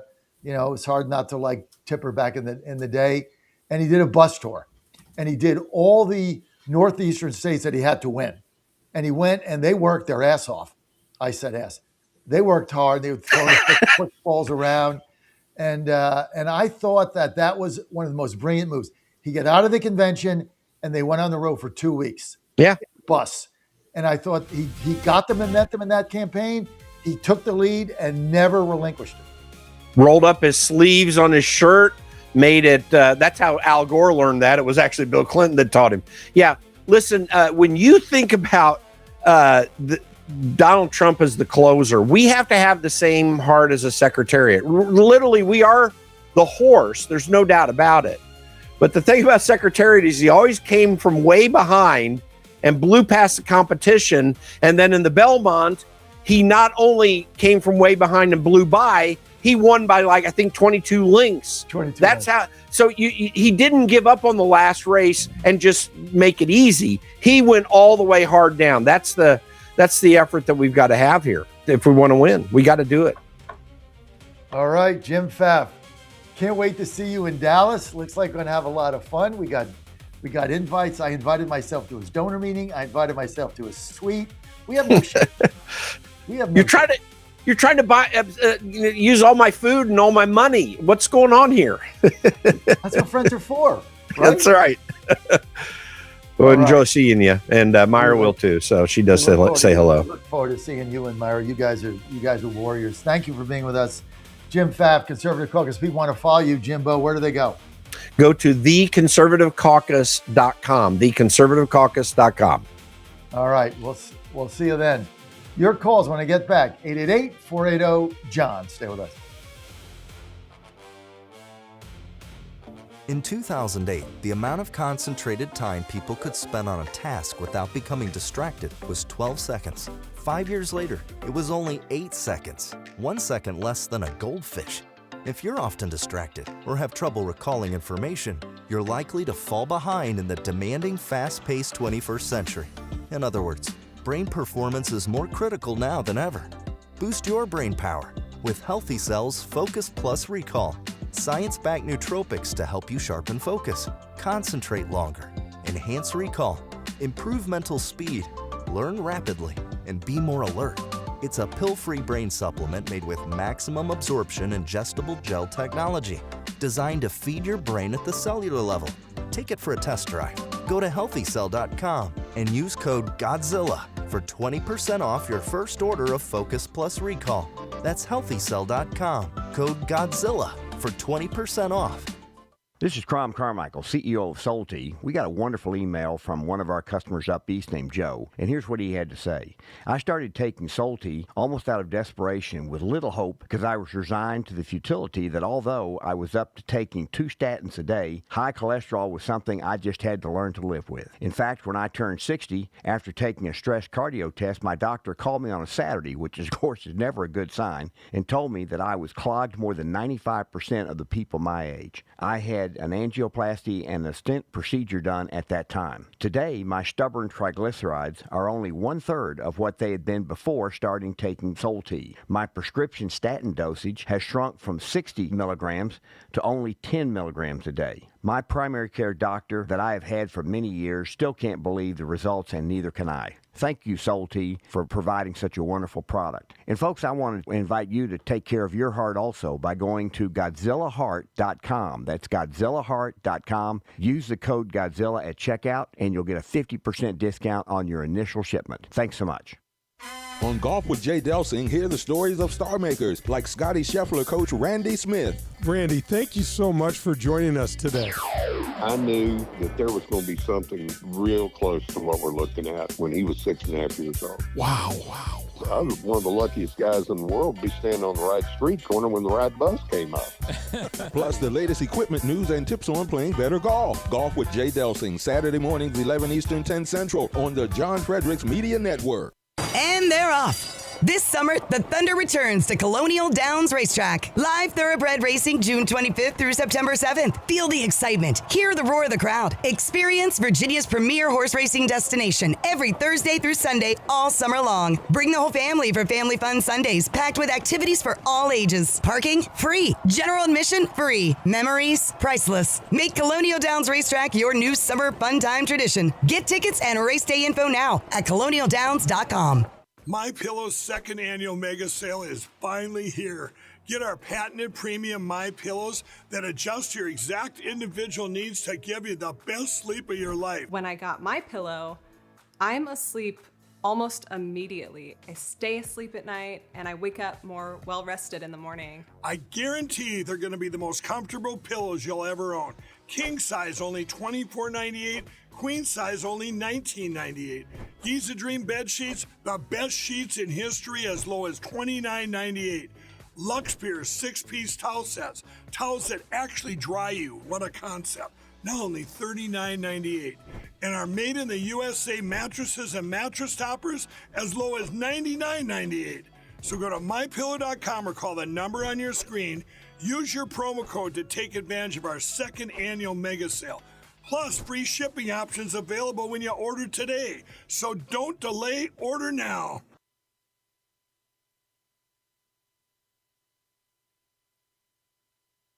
Right now, download the new WV Sports Nation app from the Apple Store or Google Play and get the entire Mountaineer sports world in the palm of your hand. Right now, get notified when new stories drop about your favorite Mountaineers teams and athletes. Download the WV Sports Nation app right now. Get updates on next level Mountaineers like Weatherholt and Joe Mazzulla. All that and more right in your pocket right now. Download the new WV Sports Nation app from the Apple Store or Google Play. Download the app right now. Back here live at the Waterfront Village with my friend, the zombie, Jonathan. You're looking good. Jonathan just got an awesome face paint job. What do you think? I like turtles. All right, you're great zombie. And don't touch that dial. You found your home of the truth. Do you solemnly swear to tell the truth, whole truth, and nothing but the truth? With the best analysis in America. You can't handle the truth. And now back to the John Fredericks Show. You got him. Great to have you with us. And rocking and rolling, Jim Pfaff. Good segment there. Trump's last hurrah. Also, we got so much going on right now. We got a little spring in our step today. You know, you say, well, you just lost a race with Norman. How you have spring in your step, right? Shouldn't you be depressed? Shouldn't you be panicking? Shouldn't you be all, should be a doomsdayer? Shouldn't you be like, war rooming them and all saying how we're going to lose and we're all going to die, right? Shouldn't you be like them, should be down in the dumps? No, I'm more fired up today than I've been in months. Why? Because of what I told you. Trump got his voters out. Now they defeated us, which means they can defeat the Democrats, right? This seat, okay, was a tough one, but he got his voters out. And I tell you the other thing, the numbers, there's all fake polls. And the fake polls are starting to collapse. When Jim said, I'm taking all these polls and laying them out. It's a joke, dude. There are no polls. It's all a joke. All the fake polls, all the polls, real clear politics, none of them are accurate. None of them mean squat. Okay? It depends on who they tabulate. And they just change the metrics to get the result they want. So the polls don't mean squat, right? But when you look at the Democrats now, okay, they're not going to win Alaska. They're not going to win Texas. They're not going to win Maine. They're not going to win Michigan. These are 4 seats they're not going to win. They're not going to win Iowa. They're not going to win Kansas. They're not going to win Missouri. They're not going to win Florida. They're not going to win South Carolina. They're not going to win any of these races. Let me tell you what they're going to win. North Carolina and Georgia. That's it. Other than, the deep blue states. They're going to win Georgia. That's a hold serve. And they're going to likely flip North Carolina, although that's not a done deal either. So Trump's got to get on the road. He's got to get his message out. Iran is going to collapse. Gas prices are going to come down. I've told you over and over, all the Democrats have is gas prices. They're running on affordability. They can't give you one answer other than a city-owned grocery store. I mean, it's insane. And they're running, let me ask somebody this. I want to take a call on this. Maybe I'll get Dan to call in. Dan, you may have to go in the other room and call in. Maybe get Dan to call. I don't get the obsession that the Democrats have with trans kids. I mean, I get they want to support them. I get, whatever it is. I don't understand the obsession. Can somebody call up and school me on this? And I mean it not in a negative way. Just explain it to me. I mean, this is a crazed obsession with trans kids, which 10 years ago I never heard of, maybe 5. I grew up, I'm 68. I never met a trans person till 5 years ago when I started hearing about them. But this obsession is crazy. Now, the WNBA, I told you, because I'm always ahead. I'm always 2 or 1 year ahead of everybody. I told you the league was going to collapse in 27. Like, it's going to implode. It's not going to be around. And after what happened the other day, the league's a joke, right? Nobody pays attention. Attendance is down. Viewership is down. It's a clown show. It's going to collapse and go out of business, as it should. Because it's not a league. It's now a political statement. But what is the Democrats' unbelievable obsession with trans kids that represent, I don't know, 0.5% of America, right? Who's the average person, like, doesn't want a guy in their daughter's locker room and bathroom and their toilet? Like, what is the obsession here? What is driving this? I know it's a break with the family. They hate families. They hate God, all that. I don't know what it is, but it's insanity beyond belief. Dan, do you have any idea what it is? My suspicion is that it has to do with the perception, at least, that voting bloc, that alphabet voting bloc, is for this, and if they don't get behind it, they'll lose the support of that bloc. I mean, with Democrats, it's But always you can get behind it without an obsession. Do you agree with me that they're obsessed with it? They're obsessed. Yeah. It's all they ever talk about. Yeah, these days. And they can't give one solution for anything. There's not one single solution that they have for affordability or anything else. That's why it's so ridiculous. I tell you what, that Scott Bessent's a beast. Let's get to President Trump. Let's go to cut 14. Here's Trump on the working families tax cuts and expanding the 529. These are the things you should be talking about, not the ballroom. Roll it. And as part of the great big beautiful bill, we have massively expanded 529 education saving accounts tremendously, doubling the annual withdrawal cap from K-12 expenses to $20,000 a year, and allowing families to save the education and money for education at the private or religious school of your choice. So that's something that never happened before. Nobody could even think about doing it. They can't believe it's happened now. And it's largely Linda and her representatives that have done this. And now, for the first time ever, families can also have their 529 accounts to support homeschool education. And then, thank you. And then one of the biggest things of all is what's happened with the Trump accounts, where kids will have money. I mean, every child is given at birth, newborn, $1,000. And you're going to watch that money grow. And here's President Trump. Let's get to 15.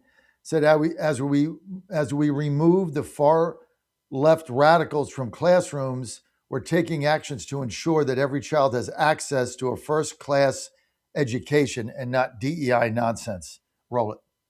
As we remove the far left extremism from the classroom, we're taking historic action to ensure that every child in America has access to a first-class education. The United States spends more money on education than any other country in the world by double, and our results should be better than they are. I would look at lists where we're rated out of the 40 top nations, we're rated number 38, 39, and number 40 with all the money we spent. But Linda has changed that so rapidly and so drastically, and frankly, it's shocking how fast it's gone under her leadership. 1 year ago, as part of the great big beautiful bill, we passed the Education Freedom Tax Credit, the largest ever expansion of school choice, and we want, thank you,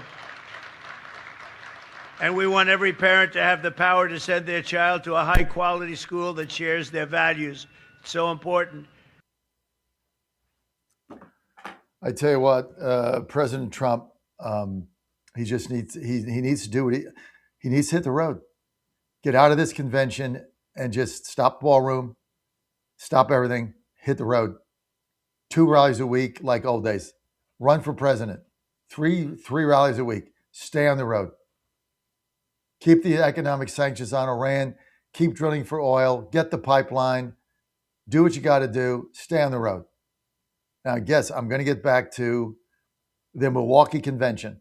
He got out of the convention. He went on the road. We closed. Clinton got out of that convention, went on the bus 2 weeks. He closed. You got to get the momentum, and then you got to roll with it. Anybody that played athletics or anything else, why do you call timeouts in basketball when you really don't have anything to say other than to stop the other team that just went on an 8-0 run. That's why I call timeout. It's like, oh, you learn that in coaching 101. You gotta stop the train, right? Just call timeout. Get everybody back together, get back on defense, right? Let's stop the bleeding. Let's get an open shot. Let's try to get a backdoor play. Let's like slow this thing down, right? Because right now they're on a roll. You call a timeout. You regroup. This is what Dallas is. Timeout, regroup. Phone lines open. 888-480-JOHN. 888-480-5646. David, Montpelier, Virginia. David, you're live. Go. Hey, good morning, John. You posed a question a minute ago, is why the Democrats are obsessed with the trans topic. Yes. And I see two things. One is unsavory money. You know, a lot of physicians have been making a lot of money on this particular segment of the population. And all these medical societies are in favor of this. You know, AMA and American Academy of Pediatrics, they all have their trans guidelines and so on. You know, famous athletes like Martina Navratilova has come out and said, you know, men have no place in girls' sports. And that drives these people wild because I guess she's a gay woman, but she's also a famous tennis player. If you look at the big picture, you know, the Marxists need a crisis at all times. You know, they passed gay marriage and the Supreme Court, I guess, said that was okay. Well, that's kind of gone away, but we need a new crisis. And that's very fundamental to Marxist theory. And I guess they got gas prices, but this is in terms of bang for their buck, they're getting a lot of bang for their buck on this topic. I mean, maybe, I guess you got a point. Maybe it's the doctors. I think that, and I think what Dan said is the LGBTQITF RP2 squirrel furry thing, whatever's going on. I mean, they just need those votes. But there is an obsession with this, and it's bizarre and it's sick. It's really sick. I mean, have you really, most of my audience maybe haven't seen this. Have you really seen a trans person in transition? I mean, have you really seen one? I have. Dan, no, have I you have seen not. one? Yeah, I let me tell you, it's pretty, I don't know what the word is here. I want to be very sensitive to people. It's shocking. I don't know, you might call that good or bad, but it's pretty weird. And it's, you know, you just like, okay, wow. Like, you know, saw somebody not long ago at an event. It was a guy that was a girl that had breasts, but a beard and had all male features, but I guess got the boob thing done and the estrogen and wore a dress and sneakers and a beard. Like, I'm just thinking to myself, okay, this can't be like normal. Like, I feel sorry for the person. I mean, I guess they're happy. I don't know. I mean, if, you know, they have a right as an adult to do what they want. You can't, you know, it was weird. And I've seen like several of these now, and I'm like, I feel sorry for them. Like, I don't know what happened in your life to mutilate your body like this. You know, I mean, look, I got a bunch of gay friends. I get that. Like, I totally get that. But this is different. This is just, this is odd. That's all I can say. I don't know. I don't get it. I don't get the obsession with it. And the only thing I can think of Dan and David is, you know, the Democrats and communists can only be successful if the family implodes. If you have strong families, there's no way they can be successful. The family has to break down. And if you have a solid family, and Americans have solid, normal families, I mean, there's just no way the communists win. So I don't know what it is, But I think it's gotten to the point now where it's really going to hurt them. It's going to hurt the Democrats. And look, people are not going to vote for this stuff in the fall. I don't care what the polls show. I just don't care. I just don't know. I don't believe them. I think they're fake. And you saw it in South Carolina. Trump got his voters out, and he's going to get them out again if he does what he needs to do. David, thank you. 888-480-JOHN, 888-480-5646. This segment brought to you by my good friend Barry Draper, the Smart Health Plan. If you're tired of getting hammered, and I mean hammered by outrageous healthcare costs, now's the time to check out the Smart Health Company, because you know what Barry and the Smart Health Company do is they help families and individuals and businesses get quality healthcare coverage without getting hammered financially. They give you complete and comprehensive coverage. Now, this includes hospitalization, surgery, critical illness protection. You also get access to a national PPO network, and it's got a $15 copay, which is certainly affordable. And if you need quick care, they give you unlimited free telemedicine. That's included. Prescriptions, they've got a fully tiered prescription drug plan as well. So you just tier it based on what your needs are. Whether you need an individual plan for yourself and your family or group coverage for your company, or if you're in the gig economy or you run a small business, Mountaineer Healthcare and the Smart Healthcare Plan, they have flexible options designed to save you some serious money. And here's the kicker. Rates can be 30 to 40% lower than unsubsidized marketplace plans for traditional group coverage. That's real savings for working Americans. Call now, 833-752-6742. That's 833-752-6742, or simply go to thesmarthealthplan.com. That's thesmarthealthplan.com. Let me give it to you again.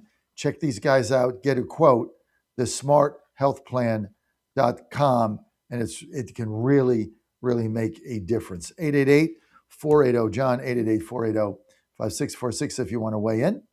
And we want to thank David for his call as well. So one announcement to make again.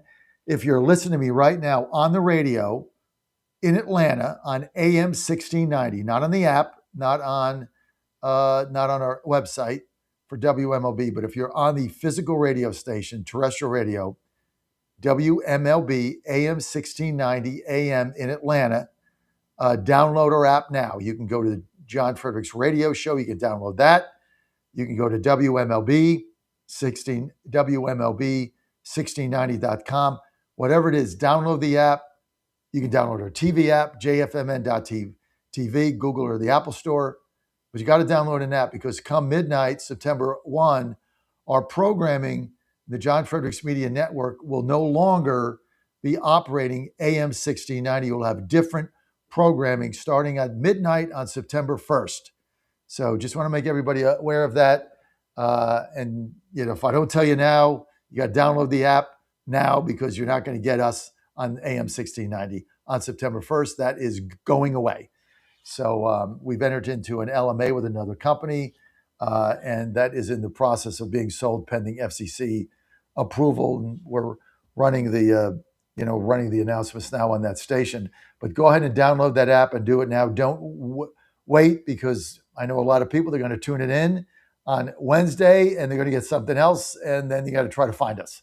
So go ahead and download that app now, and you're good to go. Tell your friends, anybody you know that tunes us in on that station, and you're good to go. 888-480-JOHN, 888-480-5646. Let's get the cut.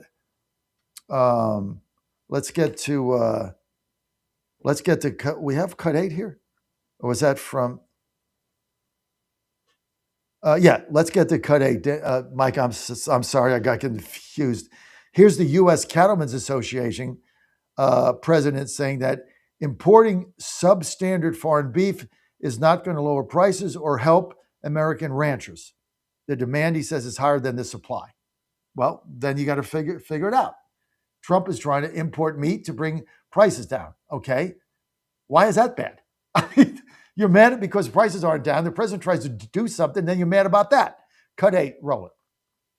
Tupper. He is the president of the U.S. Cattlemen's Association. Mr. Tupper, I appreciate your being here. You said you don't put America first by putting U.S. cattle producers last. How does this impact cattle ranchers in this country? Well, thanks, Peter, for having us. And, we're at historic lows. We have the lowest cow herd numbers since the 1950s. That's a lot of the reason that we have these price increases. We live in a free market system where it's supply and demand. And right now, the demand is higher than the supply. And bringing in foreign beef that does not have to live up to the same standards or any of the things that we go by here in this country, we don't think will. One of two things will not bring down the price of beef in the store, and it's not going to help the ranchers to increase their herd. We think inflation is high. Our insurance costs are out of this world. Fuel costs are up. So every input the American rancher has is higher. Okay. So what's the solution? See, I love these guys that come on and complain about something Trump does. What's the solution? Right? Beef prices are out of control. They've doubled. You can't buy beef. Cattle herds are down for whatever reason. And so President Trump tries to ease that by easing restrictions on imported beef from Argentina so that when you get more beef supply in, then prices will ease. So you criticize him on that. Well, Mr. President of Rancher thing guy, what is your solution? What do you want to do? What do your ranchers want to do? How do you get more cattle? How do you get more cows? You want to get rid of the restrictions? You want to get rid of red tape? Like, what is it? Instead of going on, Fox News and whining, why don't you outline what President Trump needs to do to get cattle and cow herds up, to get more beef so that supply then exceeds demand and prices go down and you can make more money? What am I missing here? All we're doing is bitching. What does that do? What is your solution? The Democrats have not given you one affordability solution other than Mendami, which is government-run grocery stores subsidized by somebody else. What exactly is your solution? I don't understand what I'm seeing. You get on Fox News, you complain about importing beef. You just admit you don't have enough supply to meet the demand, so prices are driven up. Then you complain about the tariffs, that some of the tariffs made prices go up. So we wanted our cattlemen to be able to sell their own beef. They don't have enough beef to sell. So then Trump goes and reduces the tariffs so that we can get the beef in. And now you're complaining about that. What do you guys want? Give us the solution. I was saying in my company, don't come to me with a problem without a solution. I might not like your solution. We might have to get another solution, but don't come to me with a problem without a solution. That's not what an executive does. You lead the cattle industry, dude. You got the hat on, you got the shirt, you got the beard. What are you going to do? All you did was whine and complain, and that's all we're getting from our side. Give me an alternative. Trump said, I'm going to import Argentine beef to bring prices down. That's a plan. Do you have a plan? No, you ain't got crap. All you got is get on TV and whine. And we're getting sick of it. We want action, action, action. John Fredericks Media Network. Morgan Griffith next. An annual clip, up from 0.5% in the first quarter of the year. Known for her music, writing, and performing, and for her work on the big screen, Dolly Parton was also a philanthropist of the first order. Promoting childhood literacy was one of her many causes. Dolly has died following a brief battle with cancer, and her loss is being mourned around the globe. Dolly Parton was 80. The Trump administration is shifting its Iran strategy from military to economic pressure as officials say Tehran's leverage over the Strait of Hormuz is rapidly fading. Secretary of State Marco Rubio reportedly is telling allied leaders the U.S. is holding off on further attacks for now, while tightening sanctions and using a naval blockade to cut Iran's oil revenue. Mines are being cleared and tankers are moving again. Officials tell Axios that President Trump is squeezing Iran toward a deal while keeping military action available if Tehran strikes first. Ken Lorman reporting. Fresh off her victory in South Carolina's special Republican U.S. Senate primary, Senator Darlene Graham taking aim at her opponent in November. My Democratic opponent, Dr. Annie Andrews, is the most radical liberal ever nominated for a statewide office by the South Carolina Democratic Party. Her views are those of Bernie Sanders and AOC. Darlene Graham endorsed by President Trump. On Wall Street, the Dow futures up 32 points. More on these stories, townhall.com. When it comes to our cars, those infotainment screens, turbos, advanced transmissions, and cameras are all great until they fail. And if your car is out of warranty, repairing them can cost thousands. I'm Danica Patrick. If your car is less than 20 years old, no matter the mileage, make sure you're covered for auto repair bills with an auto protection plan from Endurance. They've paid out hundreds of millions in claims and helped drivers with plans that cover engine, drivetrain, electrical system, transmission, and more. Endurance gives you straightforward claims processing and direct payment to your certified mechanic. And your rate won't go up no matter how many claims you file. When your check engine light comes on, don't ignore it because you're worried about a big auto repair bill. Call Endurance and choose the plan that's right for you.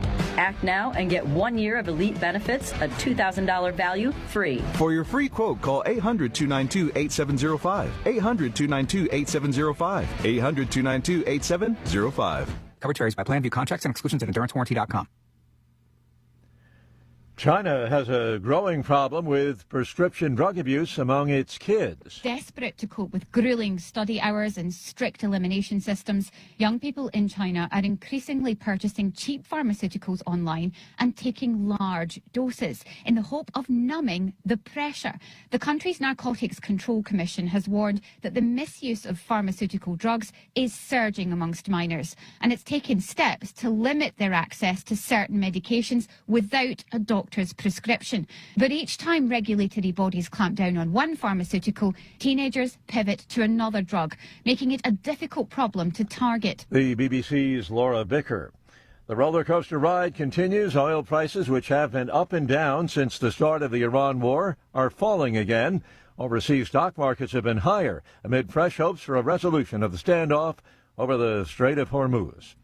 News and analysis at townhall.com.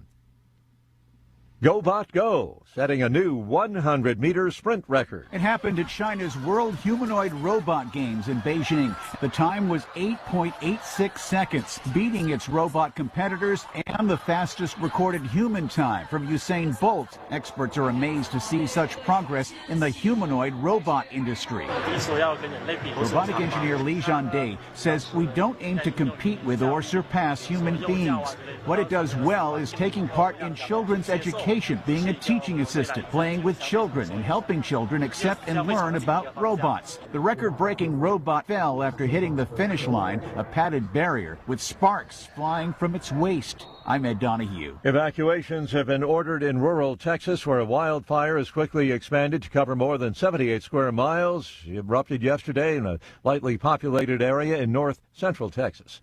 More on these stories, townhall.com.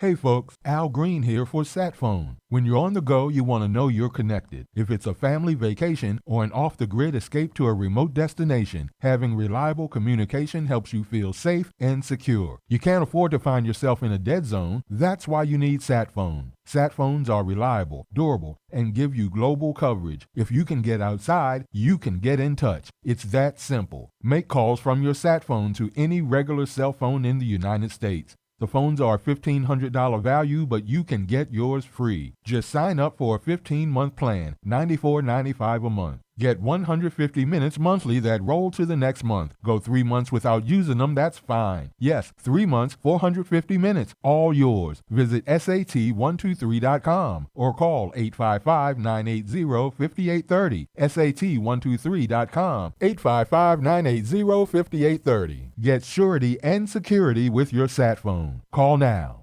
MyPillow's second annual mega sale is finally here. Get our patented premium MyPillows that adjust your exact individual needs to give you the best sleep of your life. When I got my pillow, I'm asleep almost immediately. I stay asleep at night and I wake up more well rested in the morning. I guarantee they're going to be the most comfortable pillows you'll ever own. King size only $24.98, queen size only $19.98. Giza Dream bed sheets, the best sheets in history, as low as $29.98. Luxpier's 6-piece towel sets, towels that actually dry you. What a concept. Now only $39.98. And our made in the USA mattresses and mattress toppers as low as $99.98. So go to mypillow.com or call the number on your screen. Use your promo code to take advantage of our second annual mega sale. Plus, free shipping options available when you order today. So don't delay, order now. Washington is wasting $500 million every year on a federal supervision system that doesn't work. Probation officers are overwhelmed. Resources are going to people who pose zero threat, while actual dangerous individuals slip through the cracks. The Safer Supervision Act stops the waste and refocuses every dollar on protecting families from harm. President Trump's own pollster found about 80% of Trump voters want this fixed. It's time for Congress to get this done. Stop the waste. Protect our communities. Visit safersupervision.com. Paid for by the Reform Action Fund. Folks, this is Crom Carmichael, CEO of Solti. I have recently turned 77 years old. I do not take prescription drugs. I have not had to take prescription drugs, and I attribute a lot of my good health to a product that I've been taking, which is the active ingredient in Solti. It's a 22% concentration of theaflavin. We did clinical trials on it 25 years ago and found that it helped lower cholesterol. We have had many hundreds of letters and emails from customers telling us how it has helped them not only manage their cholesterol, but lower their triglycerides and help them on their blood pressure. And I can't tell you how much I attribute to Solti for my good health at age 77. And I encourage you to go to GodzillaHeart.com. That's GodzillaHeart.com. And use the code Godzilla at checkout, and you'll get a 50% off on your initial shipment of Solti. And I promise you it will be a great help for your heart health. Thanks so much. What happens in Virginia doesn't stay in Virginia. It influences policy and policymakers nationwide. The VirginiaStar.com shines a light on the issues in VA that become issues for the USA, with insightful commentary that gets to the fact of the matter. The VirginiaStar.com is your source of wisdom and truth, locally, statewide, and nationally. Log on today and every day. The VirginiaStar.com. The VirginiaStar.com. Live from the studios of the John Fredericks Media Network, it's The John Fredericks Show. Grab yourself a cup of 1775 coffee, sit back, and get ready for the best 4 hours of talk in the universe. To be part of the show, just call our toll-free number, 888-480-5646. And now, here's the Godzilla of Truth, the Oracle of the Deplorables, the man who says, "Do I look like I have a plan?" John Fredericks. Great to have you back. I am your Godzilla of the Truth in America, your Oracle of the Deplorables.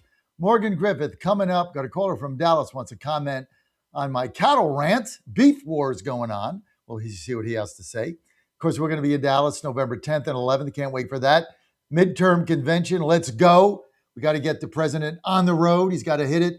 I want rally after rally after rally after rally after what I saw in Myrtle Beach. President Trump's got the juice. He got his voters out, and he got low propensity voters out that the Norman campaign never saw coming, and they told me that point blank. And Trump got them out, and they were calling them up, and they came out, and they had voter fatigue, and they didn't even know who they were voting for. All they knew is President Trump wanted them to come out. This is really the buried lead of what happened last night in South Carolina, because I was there. We were live. I've been here for 3 days. That's what happened. They expected 300,000 turnout. They got 4. Where did the 100,000 come from? Low propensity Trump voters. Trump got them out. Their apparatus got them out. The phone calls got them out. The tele-rally got them out. And they came out. They didn't know Darlene Graham from Adam's Cat. If she jumped in their lap in a cab, they wouldn't know who she is. So basically, they voted for Trump's pick. Period. And if he can do it in South Carolina with voter fatigue in the middle of August on a Tuesday, he can do it in the midterms. And so that's what we're looking for. That's what we want. Get the convention, get the message out, hit the road, Go on the road, 3-4 rallies a week, just like old days. You're running for president again. Save the country. If he can do it in South Carolina, he can do it everywhere. Look, I was on the other side, so I saw it. We've been here for 3 days. Never expected this turnout. They got it. It was R1 and R2. It was not R4. Trust me. Now, we knew where those voters came from. And look, Norman got his turnout. He won Greenville by 20,000. Wasn't enough. Unbelievable. So Trump's got the juice. Let's go. 888-480-JOHN. Couple things. If you're listening to me on AM 1690 in Atlanta, our station there and our broadcast network goes away midnight, September 1st. That station is in the process of being sold. It is a matter of public record. It is under now FCC review. Expect the sale to go through sometime October or November. These things take a while. However, we have entered into a license management agreement with another broadcasting company who will take over programming at midnight on September 1st. So if you're listening to me right now on the radio on AM 1690, you better download our app to get us. You can go to the App Store. You can put in John Fredericks Radio. You can get our TV app, jfmn.tv, App Store or Google Play, either one of those. If you're on the WMLB app, that will stay. That's fine. If you're on the WMLB internet site, that'll stay. That's fine. Nothing will change there. You'll still get our programming. But if you're on terrestrial radio, AM 1690 will no longer carry our programming as of midnight, September 1st. So tell your friends you want to download that app now because it is completely different, and it is being sold. As our company, Ann and I, our vision is to expand in areas that are more conducive to the long-term goals of the company, and Atlanta is not there right now for us. So this is strictly a business decision. As you know, we're in the middle of buying another station in Tennessee, and we're going to continue to grow in the Tennessee market. Now, I want to read you this text here from my good friend, from my good friend Ray in Atlanta. Ray Smith, very accomplished lawyer, says, John, sorry to see you guys are leaving Georgia. I listen to you on the radio every morning. Is it changing demographics? No. Hope you're well, sir. Love your rants on the fake polls. Captain K had a great column on it the other day. Also, our folks need to wake up and put their big boy pants on and stop whining and vote. Thank you. That's what we need to do. Stop whining and vote. And thank you, Ray. All right, I'm going to get to Congressman Griffith in a moment. Let's get to line 4, Jake in Dallas. Jake, you're live. Go. Hey, John, good morning. Yeah, I wanted to weigh in on the beef issue because I'm in the industry. I sell veterinary pharmaceuticals. I work for a redistributor, and the whole screwworm issue a month or two ago did not help us because that depleted the supply side. But another issue we need to look at is, John, last week, how many Big Macs did you eat? None. You sure? None. I don't eat fast food. Is this a real call, or are you going to waste our time? Get to something meaningful, or I'm going to have to cut the call. Well, between you and Donnie, all right, so that's a joke. So we try to give people an opportunity, and they want to waste people's time, and I don't have time, and I don't eat fast food. So let's get to Morgan Griffith. Congressman, 9th District. Morgan, great to have you with us. It's good to be with you. I would love to know. I had to reschedule from my normal 8 o'clock time to this 9 o'clock slot because I had a dental appointment that came up and I didn't want to miss it. So I missed the cattle rant, and I'm just curious as to what you might have said, because I will tell you, no matter what you said, this decision by the president is hurting us in the 9th Congressional District. Now, you have to understand, John, that the 9th Congressional District of Virginia is the largest cattle producing district east of the Mississippi, according to the National Cattlemen's Association. So I have to take their data for it, but I don't think they'd come and tell me that if it weren't accurate. And so a lot of my now the big operators probably won't be hurt that much, but a lot of my small farmers that have, 100 or less head of cattle, they're very concerned that this is going to make it so they can't continue to operate. And that's my concern. I'm afraid that some of the president's advisors took a look at the big guys and not the thousands of small producers across the country.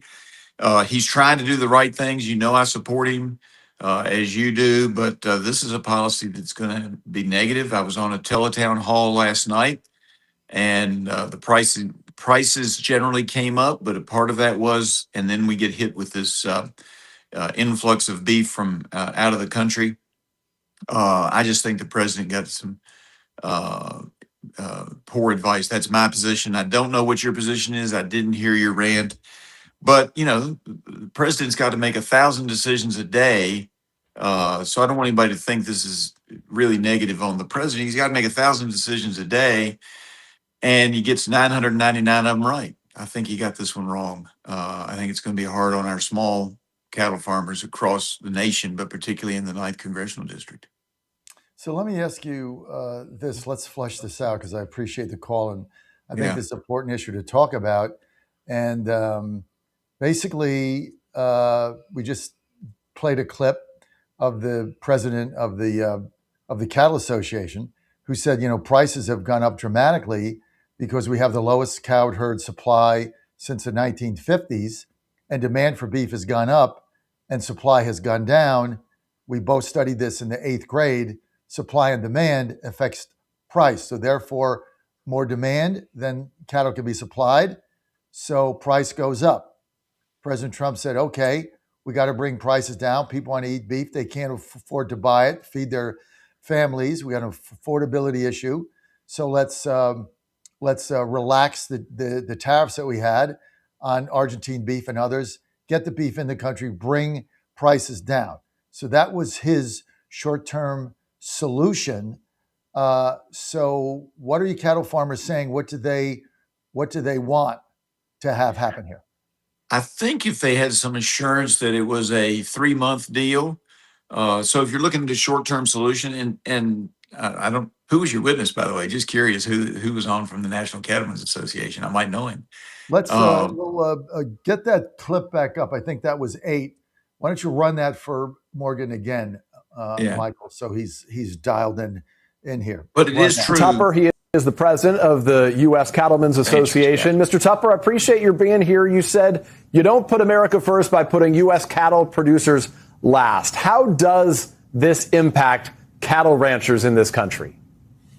Well, thanks, Peter, for having us. And, we're at historic lows. We have the lowest cow herd numbers since the 1950s. That's a lot of the reason that we have these price increases. We live in a free market system where it's supply and demand. And right now, the demand is higher than the supply. And bringing in foreign beef that does not have to live up to the same standards or any of the things that we go by here in this country, we don't think will. One of two things will not bring down the price of beef in the store, and it's not going to help the ranchers to increase their herd. We think inflation is high. Our insurance costs are out of this world. Fuel costs are up. So every input the American rancher has is higher. So, and I agree with the data. And so I would just say, John, that if the president would signal that this is a 3-month or a 6-month deal, then that would increase the American herds because people would feel confident when it's an open-ended deal. It makes the small rancher think, should I sell out? Keep in mind that many of these folks are not as young as the spokesperson was. They're in their late 50s, 60s, maybe even early 70s, and they've got to decide whether it's just time to pack it in. So it may have the reverse impact of what the president's advisors think. Now, again, there is a low amount out there. If people knew that it was a short-term deal to get us through, this period of low amounts of cattle, then I think we would have a more positive outlook. What I heard last night on the teletown is people are concerned. I have a friend who started texting me immediately after the decision. Her family's been involved for years. They're trying to decide. She's in her 60s. They're trying to decide whether they stay in the business. This other person called in who I did not know to the teletown and echoed exactly what my friend had said, is that, is this a business we should get out of? So any kind of assurance that the White House could give folks that this is indeed short term, 3 to 6 months, just to make sure that we can rebuild that supply, I think would be very helpful. And there have been a number of things between droughts across the country, the screwworm fear, which is not, we got to worry about it, but it's not widespread, but it causes some concern. The lady last night mentioned some flooding in another beef area that had reduced the size of the herds. So if people know that if they hang in there, that a year from now, the herds will go back up and they won't have to deal with competing with the Argentinian cattle coming in, I think that would probably make this make sense. But right now, it's the uncertainty that drives the fear amongst my constituents who are cattle ranchers. And then there is the issue that you bring in foreign lettuce, you end up with things that aren't as well examined. You bring in foreign beef. I mean, I've been to Argentina. I think it's probably a pretty clean country, but still, we don't know what their standards are for the raising and so forth with the production of their cattle. And the cattlemen all tell me they're not as good as us. I have to believe them on that. I'm not a cattleman, but I do think that it's something that we need to take a look at. And I would encourage the president to, come out and say, look, this is short term until we get our cattle herds up. And for all the small ranchers out there, like I said, the big guys are the ones who are doing hundreds or thousands. It's probably not that big a deal. But for somebody that's got 65 head, and that's what the lady said last night, and my friend has somewhere in that same area, this is very concerning. They're afraid it's going to mean that they can no longer survive in the small family farm, raising 100 or less cattle. So I guess my question is, prices are up because supply is down and demand has continued to grow for beef in the United States, regardless of what Tallarico says in Texas, eat veggies or something, roots or whatever he does, beans, good for him. So my question to you is, do you cattle ranchers have a proposed solution for how we get the supply of U.S. beef up? Like, what do we have to do in order to inspire growth in beef supply? Well, I mean, obviously the price going up, and it had been down for a long time, which had really hurt the ranchers. So making this short term would make sense. Making it clear that it's short term would make sense to help those folks raise, to invest in having more calves or buying calves. The other thing is that we need to take a look at the meat packers, and this is one of the things the cattlemen tell me all the time. We have across the country a huge portion of those folks who do the meat processing and then sell it in the marketplace into your large grocery store chains. You really only have 4 major competitors, so this is a boon for them. But if we could have more input on having those people that do the beef slaughtering and process the meat, if we could open up some more spots, that's something that I've long advocated for. I mean, for some of my small farmers, they have to get on the list a year in advance to take their cattle to a particular slaughterhouse a year in advance. If you have, a few that are ready to go to market a little bit earlier, you can't get in to get them slaughtered. You can go to some spots where you're just selling to friends and neighbors, but you can't get into the marketplace. So fixing that almost monopolistic, and like I say, there's 4 big ones, as I recall it, maybe 3. If you fixed that, if you had more slaughterhouses, that would encourage the small ranchers to increase the size of their herds and to continue raising cattle. And so that's one way to do it. And then making this openness to the foreign beef, make it short term, and then make a decision 6 months from now. If the herds are still at historic lows, then maybe you have to extend it for a few months. Well, I think that makes sense, and I think you should take that to the Trump administration. I mean, I'm going to make 2 comments here. If meatpacking and the lack of competition in the meatpacking business is such, our trade commission has the ability to say, okay, we're going to anybody that opens up a new packing plant or expands it, we're going to give a tax break to. We're going to We're going to lower the regulatory process you got to go through to get open. We're going to make it easier for you to compete in the business so that we can have additional supplies. I mean, we can easily do that. We do that all the time on a statewide basis by, having companies come in where you don't pay taxes for a decade and all that stuff. That's what McCollum did when he got all these businesses in Virginia, just, gave the store away. So we could do the same thing. As far as the president on a limited tariff, I mean, if you look at what the president has done and his belief in U.S. trade and reciprocity, I mean, it's unimaginable to me, based on his history, that this thing would be anything other than short term, because anything that hurts the American producer, car maker, car manufacturer, parts, labor, pipes, right, screwdriver, doesn't matter. I mean, if there's unfair competition, he puts a tariff on it so that he can protect the U.S. interests. So, I mean, but if I were you, I would put something together and take it to the administration and say, here's what my farmers are saying, and just give certainty to it. Look, we're going to do it for 6 months. I think what you said is brilliant. And then we're going to reassess, because we have to give our cattle ranchers and farmers breathing space and certainty in the future to be able to go forward in their business and get calves. I mean, it's all about certainty, Morgan. You're right. Absolutely. And that's why I say any signal, and I will be taking this to representatives of the White House next week when I get back in DC. I might do it tomorrow if I get a chance to see somebody. I won't be up there.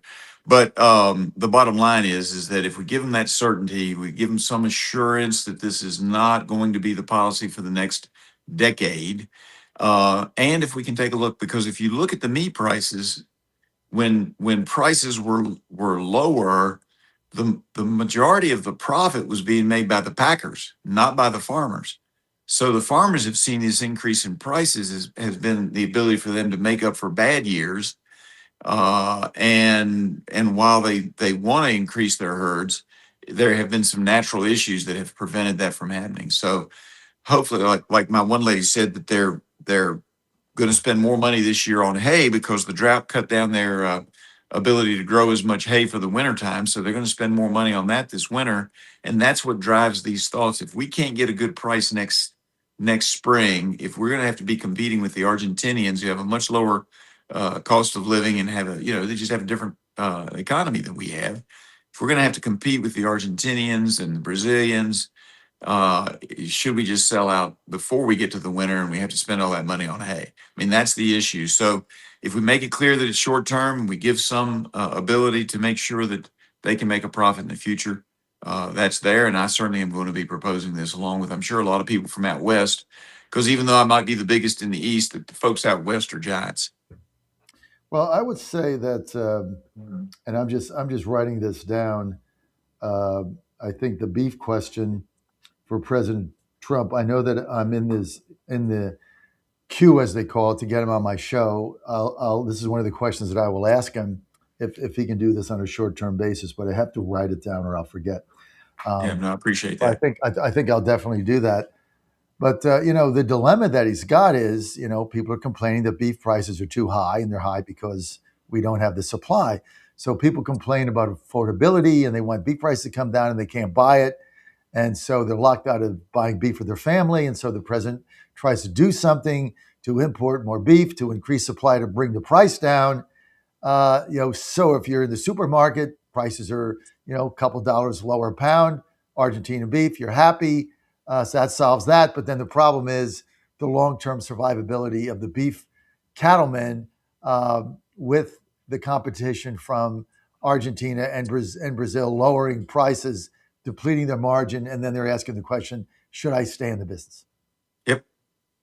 That's it. But that's the dilemma the president has. I mean, you're going into an election. The Democrats are screaming affordability, affordability, affordability. They have no plan. Trump has a plan to bring beef prices down, but the consequence of that is what you outlined. So he's in it. It's a tough position. It is a very tough position, and that's why I'm not hollering and screaming, but we've got to figure out a plan that makes sense long term for the cattlemen and for the American consumer. And I would just say that as soon as we can get these gas prices down, that helps everything. That is the number one push on most families. And I know the president knows that, and he's doing everything he can. And I think the strategy looks like it's working based on the fact that you have the Iranian head of the parliament saying that they can't continue because they can't feed their people. You've got the president saying that maybe that memorandum that Trump did is actually the right way to go. Hopefully, we can get this issue resolved in the Middle East fairly quickly and bring those prices down. That will do more than the beef price will to help the American consumer across the board.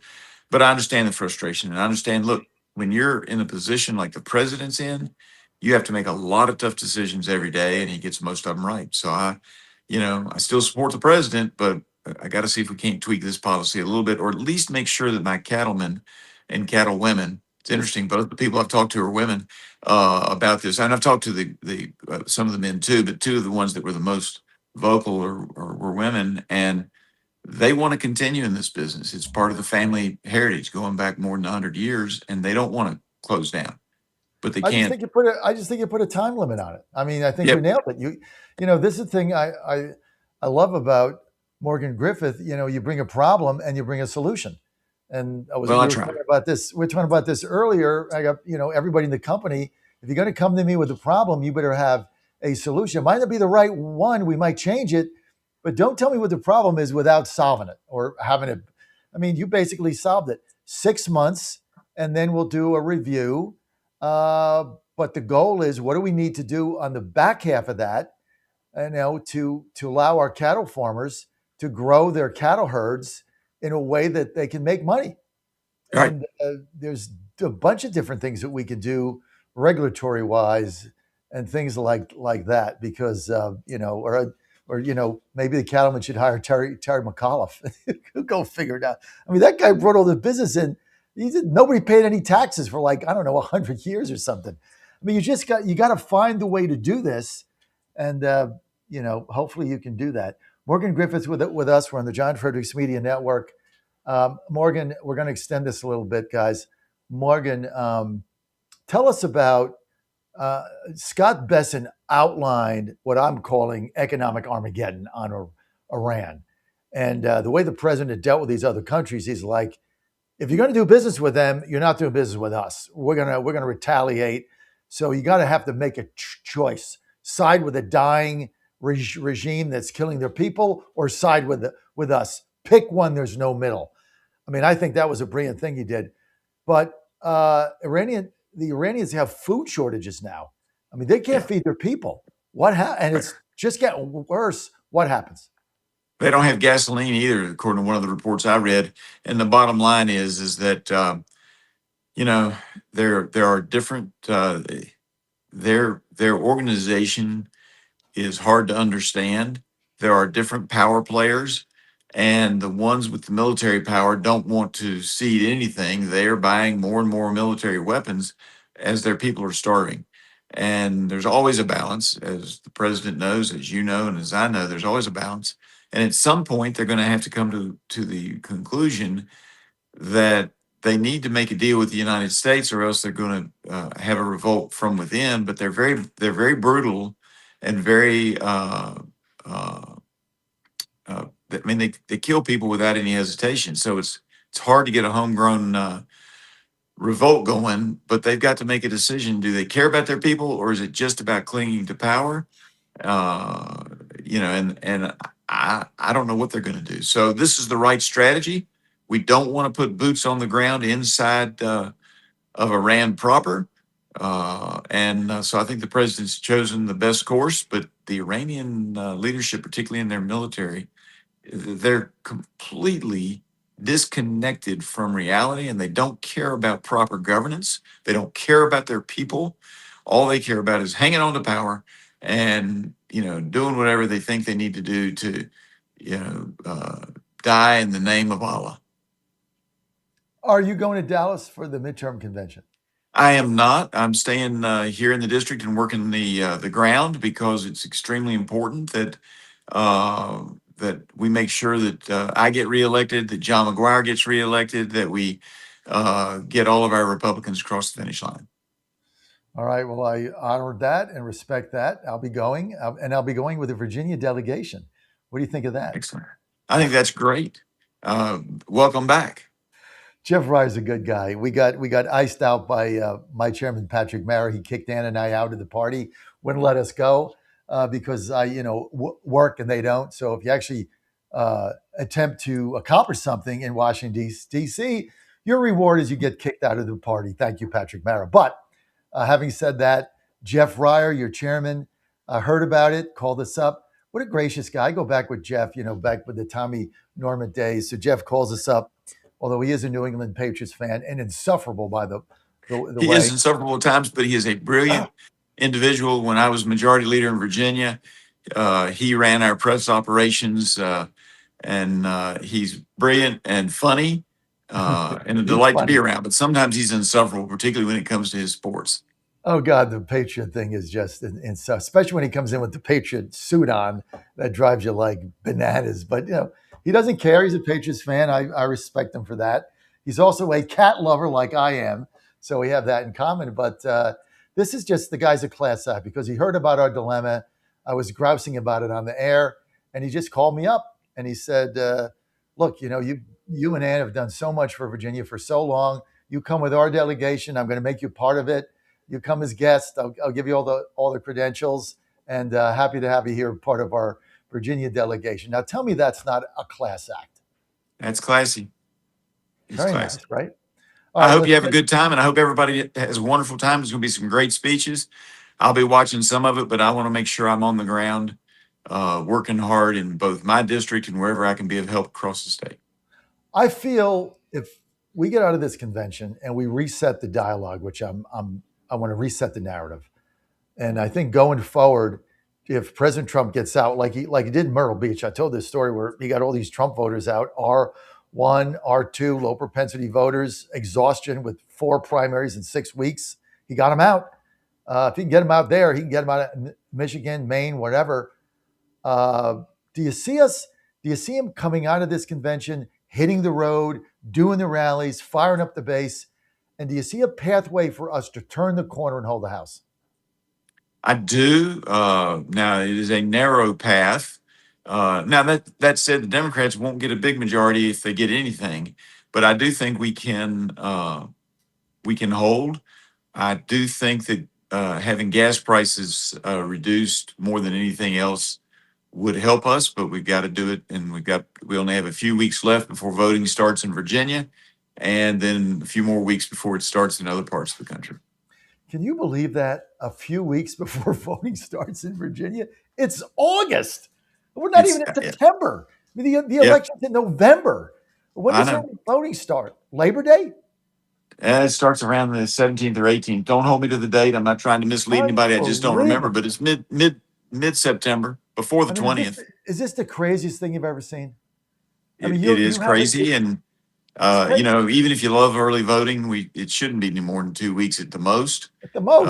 I would argue, 10 days. But 45 days is so ridiculous. And, of course, the Democrats paid a price this year because the Supreme Court of Virginia said, election already started back in September. You waited too long to try to do the redistricting. And, maybe they'll rethink it this next session and shorten that early voting period down a little bit. But it really causes issues. And my opponent in the race has asked for 3 debates. And I'm sitting here thinking, well, there's no way to get 3 debates in before voting starts.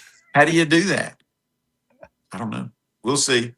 Stay tuned. I'm going to have to run, John, but I really appreciate it. Thank you for rearranging so I could get my teeth cleaned and make sure that my dental health was good, and my hygienist was fabulous as always. And these are all people I've known for decades, and it was good to get it done, but scheduling appointments are hard to do. So thank you for rearranging. No problem. Griffith.house.gov. Go to griffith.house.gov. Morgan, thank you for being with us. I love your meeting with the White House. If I get the president on, I'm going to ask him that question, and then we'll be able to get him on the record. So thank you. Perfect. Thank you for your time. Thank you you for your input. All right. Thank you, sir. Thank you. Quick word from our sponsors. You're on the John Fredericks Media Network, trucking the truth across America. We're going to be right back live in Rock Hill, South Carolina. Ponder this. We sometimes hear newly married couples discuss their future life as a family. Often this leads to discussions on the number of children they are planning to have. Typically, the number of children ranges from none to 2 or 3. Family life can be planned thanks to birth control and abortion. But the reality is that God has a birth control plan already established for those who love Him and trust in Him. We are called to live a life of chastity according to our state in life. If you are called to a married life, being open to life according to God's plan is a great gift and probably the greatest challenge in today's modern world. It starts by selecting a spouse who puts God and family first. Then, trust in God's birth control plan where parents are open to life and provide a sanctuary of faith for their family. Allow God, the author of life, to plan your family. I'm Susie Kelly, and I am passionately Catholic.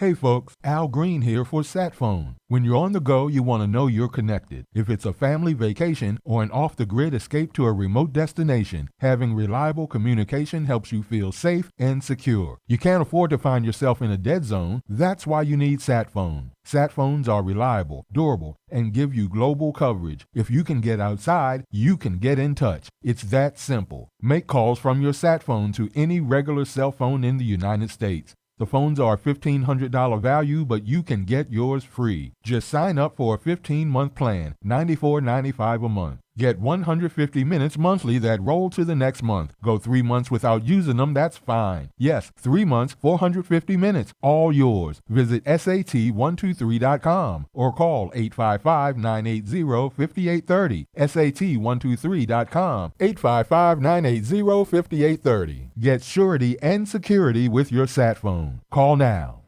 The Trump administration has brought positive changes when it comes to fixing our broken healthcare system. If we really want to make America healthy again, well, that starts at home. And that's where the Wellness Company comes in.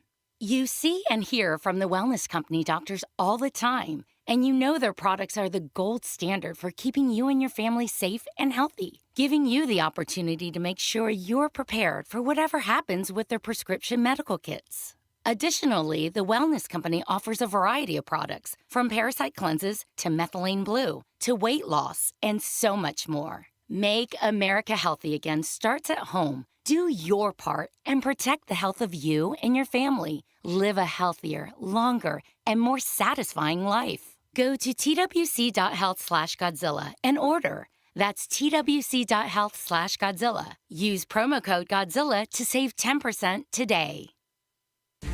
Wagering at its finest, playing at the highest levels, under the highest stakes for more than a decade.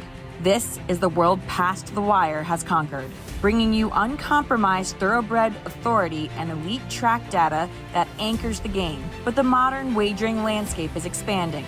Every sport, every line, every prop, and every high-leverage future, we decode the metrics across the entire board. From game day spreads to the explosive new frontier of prediction markets and event contracts, we give you intelligence to dominate the modern financial exchanges. Because in the end, it's a battle. You versus the house. You versus the other players. In this arena, we fight with you. We are your ultimate edge. Welcome to the Ultimate Wagering Network. Subscribe to Past the Wire TV and turn on notifications, because when the dust settles, Nobody does it better. Saturday morning, 6 on the radio, 11 on JFMN.TV. Don't touch that dial. You've found your home of the truth. Do you solemnly swear to tell the truth, whole truth, and nothing but the truth? With the best analysis in America. You can't handle the truth. And now back to the John Fredericks Show. This is not Detroit, it's the Super Bowl. You've got the best clips. You got another one coming, right, that you got to cut up. We can't wait to see that. But the Dan, I mean, there's so many good ones. The Dan Hawkins one, the Coastal Carolina. I want dogs. I want no cats. I want dogs. Don't be looking in the mirror. Do I look good? Does my shoes look good? My chain look good? Of course, my favorite. Come to me. I'm a man. I'm 40. I love that. Can't get enough. And now he passed, right? What? Yeah. I mean, that was, he passed his time now, right? Oh, you didn't mean he passed away. No, passed his time, yeah. No, he's not there anymore. First Dolly Parton Martin and now Mike Gundy. No. Where is Gundy now? He's not at Oklahoma State Yeah. anymore. Let's see. Go find a Gundy clip, Mike. We want to hear the Gundy clip again. Because both of us. I'm 40. That's right. Oh my God! Every time I hear that one, and then the other one I love is the Dan Hawkins one. That is, it's not intramurals. You're in the Big 12. This is D1 football. I got an anonymous letter from the parents that, hey, we're kind of bummed that we only got 4 weeks vacation. And we only got 3 weeks. We're kind of bummed. This is D1 football, the Big 12. Because the vacation time of a child. Whatever happened to Dan? Whatever happened to these guys? Some guys might decide that it's a little too tough, or it's a little too hard, it's a little too demanding. I'll give you a little example. I got an anonymous letter from a parent. Said, we're just kind of bummed out this year that the boys only get 2 weeks off before they start their summer conditioning program. Normally they get 3. Well, we gave them a week at the start of the semester rather than at the end. But here's my point, okay? It's Division I football! It's the Big 12! It ain't intramurals! You got 2 weeks after finals, you got a week of July 4th, and you got a week before camp starts. That's a month! That's probably more vacation than you guys get. And we're a little bummed out that we don't get 3 weeks? That's another one. Whatever happened to Dan Hawkins? He was a great coach. All it says about Gundy is just not. Gundy was great. Hawkins was great. These are like the best coaches ever. Great mullet. Great Dan Hawkins. I actually remember when Hawkins was the coach of Colorado. I bet him a lot because Hawkins was good. I mean, they didn't really do that well, but I loved him as a he's a fiery guy in the sidelines. You know who I've lost all confidence in is the guy that went back to Nebraska from Carolina. Oh, Matt. Matt something. Rule. That's it. Yeah. I just I don't get him. I really don't. I mean, I guess he always has Nebraska competitive. He got an extension, I think. Yeah, well, he's done. I mean, was eyeing him when. Yeah, they gave him an extension. You got a couple coaches that have been there a while that didn't make it in the NFL. I mean, Matt Rule's just not an NFL coach, and there's nothing bad with that. Some people can't make the transition. There's a lot of coaches that could make the transition from college to the NFL. Lou Holtz being your biggest example, the greatest college coaches ever, went to the Jets, complete catastrophe. There's the first problem. Went to the Jets. Well, even that he was not an NFL coach. He was a college coach. One of the famous coaches for Oklahoma, Barry Switzer, went to Dallas, had mixed success there, but rode Jimmy Johnson's coattails. Yeah, but really didn't resonate there. Bud Wilkinson, another one, went to the Cardinals, and then went back to college. I forget where he was, Oklahoma or something, but Oklahoma. I mean, he was USC maybe. Great college coach. Couldn't make the transition. So there's a lot of them out there. They just couldn't make that step up. Lou Saban, right? Went to Miami. Disaster. Quit at the end of the season, went to Alabama, or in the middle of the season. Bobby Petrino left the Falcons in the middle of the season, quit, left a letter on people's locker, and went to Louisville. So he just couldn't cut it. NFL is different, and not everybody can make the transition. If Saban would have done better, because the big complaint he had was that his medical staff didn't clear Drew Brees. They were supposed to be the destination for Drew Brees after San Diego, and the medical staff wouldn't clear him. I think Saban says, if I'd had Drew Brees, I never would have gone back to college. So. Well, that's what he says, but he didn't. His style, professional football is different. I mean, you can't always make that transition. And a lot of these college coaches come up and they just can't, they're not successful, right? And a lot of NFL coaches go to college and aren't successful. It's different. It's a different game. Now maybe it's the same because everybody's getting paid. So maybe now different than it was. 888-480, John, you want to weigh in on that? Yeah, real John Gold on the chat says Switzer won a Super Bowl. I might say that Neil O'Donnell won in that Super Bowl. Okay. That was Switzer won that Super Bowl. That was the Super Bowl. I mean, you know, O'Donnell threw two interceptions. ridiculous interceptions. Yeah. To the same guy. But I mean, he did win a Super Bowl. Yeah. I mean, Barry Switzer was not a bad coach with Dallas. But when you think of Barry Switzer, you don't think of Dallas. No. You think of Oklahoma. I mean, he was a great coach at Oklahoma. You think of that.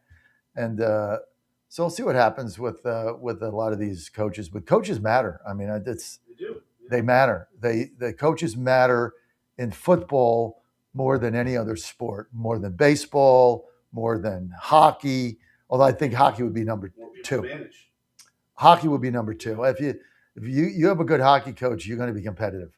I mean, it's just different. But basketball, if you got six guys at 6'9", you're gonna win games. I could win games with that. I just saw a Jimmy Johnson interview.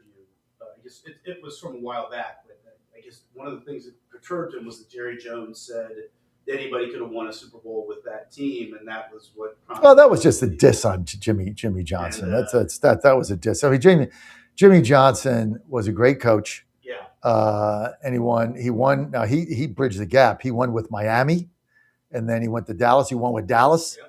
He won wherever he went. He was just a good football I coach. think if he hadn't left Dallas, I shudder to think, because he made the point that Dallas was the youngest team in the league. Yeah. The year that they first won the Super Bowl. Yeah, no, he was he was a great coach. But this season we got football coming up.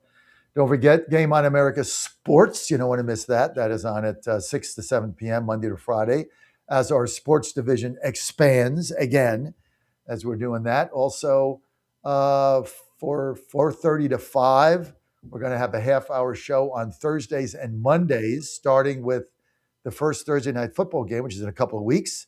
And that's going to be Godzilla Wins Daily. So we have Godzilla Wins on Saturday, Godzilla Wins Daily. Now, I've had some complaints, people saying, I tune into your network. I don't want to hear sports. I'll do ESPN for that. But we believe in diversification, and we believe there's a lot of similarities in conservative talk and sports. And it's not like we're running, 3-hour shows. I mean, you could deal with a 30-minute pre-game show on Thursday for 30 minutes picking games. You can deal with that. Of course, Godzilla Wins on Saturday. And, Game On, thing I like about Game On Sports at 6 o'clock is, for three of the 5 days, Dan, they're doing news analysis. And it's sports news and analysis, and they're all conservatives. Sarah's a conservative. Frank's a conservative. Anybody that gets on there, they're all conservatives. So you get a conservative bent on the business of sports in the United States. That's why I think that show has been so popular. 888-480-JOHN, 888-480-5646 if you want to weigh in. We got a couple more minutes before we have to go. From our favorite former Taft College baseball coach. And Vince, what did Vince say? Said that he actually coached alongside Dan Hawkins at College of is it Siskiyous? I don't know if I'm pronouncing that right. After he left Colorado, went to ESPN, ultimately ended up at his alma mater of UC Davis for several years, and he's retired now. He's retired. So I love Dan Hawkins. I think he's a great coach. So thanks, Coach Vince, for the thank you. Thank you, Vince, for doing that. And Coach Vince, you can hear him Saturday mornings. That's right. On Godzilla Wins and starting all across the John Fredericks Media Network. That's very good. Very good. And so what would here? Let's come over here a second. What would President Trump say about? You want me? I'm not exactly camera ready today, but I'll. No, you have to go on the camera. Okay, you just take the mic here. Okay, there we go. What would President Trump say about Godzilla Wins? Godzilla Wins. It's the best. It's the best. Everybody knows it. Okay, it's the best. If I were endorsing a show Saturday mornings for everybody to listen to, it'd be Godzilla Wins. It's got to be Godzilla Wins. It's the best. Everybody knows it. It's got John Fredericks. It's got Coach Vince. It's got Brendan Statler. Gotta love the Statman. Brendan Statler. Not Sleepy Joe. Not Sleepy Joe. It's too early for him. So, but you gotta watch Godzilla Wins. It's the best. It's the best show. You love it. You love it. Let's get the phone lines Thank you, Mr. President. We got to do more of those, Dan. Incorporate that more? Yeah, we got to do more of that. Paul in Georgia. Paul, you're live. Hey, John. John, I heard the other day you gave that pick on over 5.5 wins for the Mountaineer football. Yes. That is a great pick. Yes. I love that pick. Rich Rod, second year. He's bringing in his players now. He's a very good recruiter. He's got this quarterback, the second guy that he brought in. You know, we've got the guy from last year who was good. I can't remember his name, but this other kid that he's got from Oklahoma, he's good. This kid is quick, really good. He's so fast. This is, I love that pick. I think we're going to do very well this year with this team. I think we go 7-5. I think we go bowling. Easy. But you know, I interviewed him yesterday. I had him on my show yesterday, and I ran it nationally. I ran it nationally at 1:00. You can find it if you go to our YouTube channel. Just John Fredericks. Go to YouTube. Jump there. Go to our YouTube channel. I interviewed him for about a half hour, and I ran it nationally, much to the chagrin of some of our listeners that called me up mad that we cut into Rob. So I apologize for that. But you know, he's just he's a unique guy, and I led with the question like. You know, you made a statement the other day that, you know, practice is like patty cake. You guys are doing a pillow fight. And I said, you know, what was that about? And he said, look, we're either going to hit and be tough or, you know, you really shouldn't play here. You got to go somewhere else. But if you're going to play for me, you got to hit and you got to be tough and you got to be, you know, you got to be on you got to be physical or you can't play West Virginia football and you can go somewhere else. And, you know, it is what it is. So he was pretty candid about that. I think we get 7 wins, but I know we're getting 6. Because look, we're going to start off 2-0. They're going to start off 2-0. They're going to beat Coastal. Yeah, they're going to, and I think they go to Charlotte and beat Virginia. I think they start off 3-0. Then you only need three more wins, and you know you got Cincinnati. They suck. So you got a couple, you know, Big 12 bottom feeders. So we'll see what happens. All right, Paul. Where Paul? Do you listen to us on the app or on AM 1690 in Georgia? The app. Good, because AM 1690 midnight, September 1st, gone. We'll no longer be carrying our network. We sold it. We're in the process of selling it. FCC approval. Let me clarify that.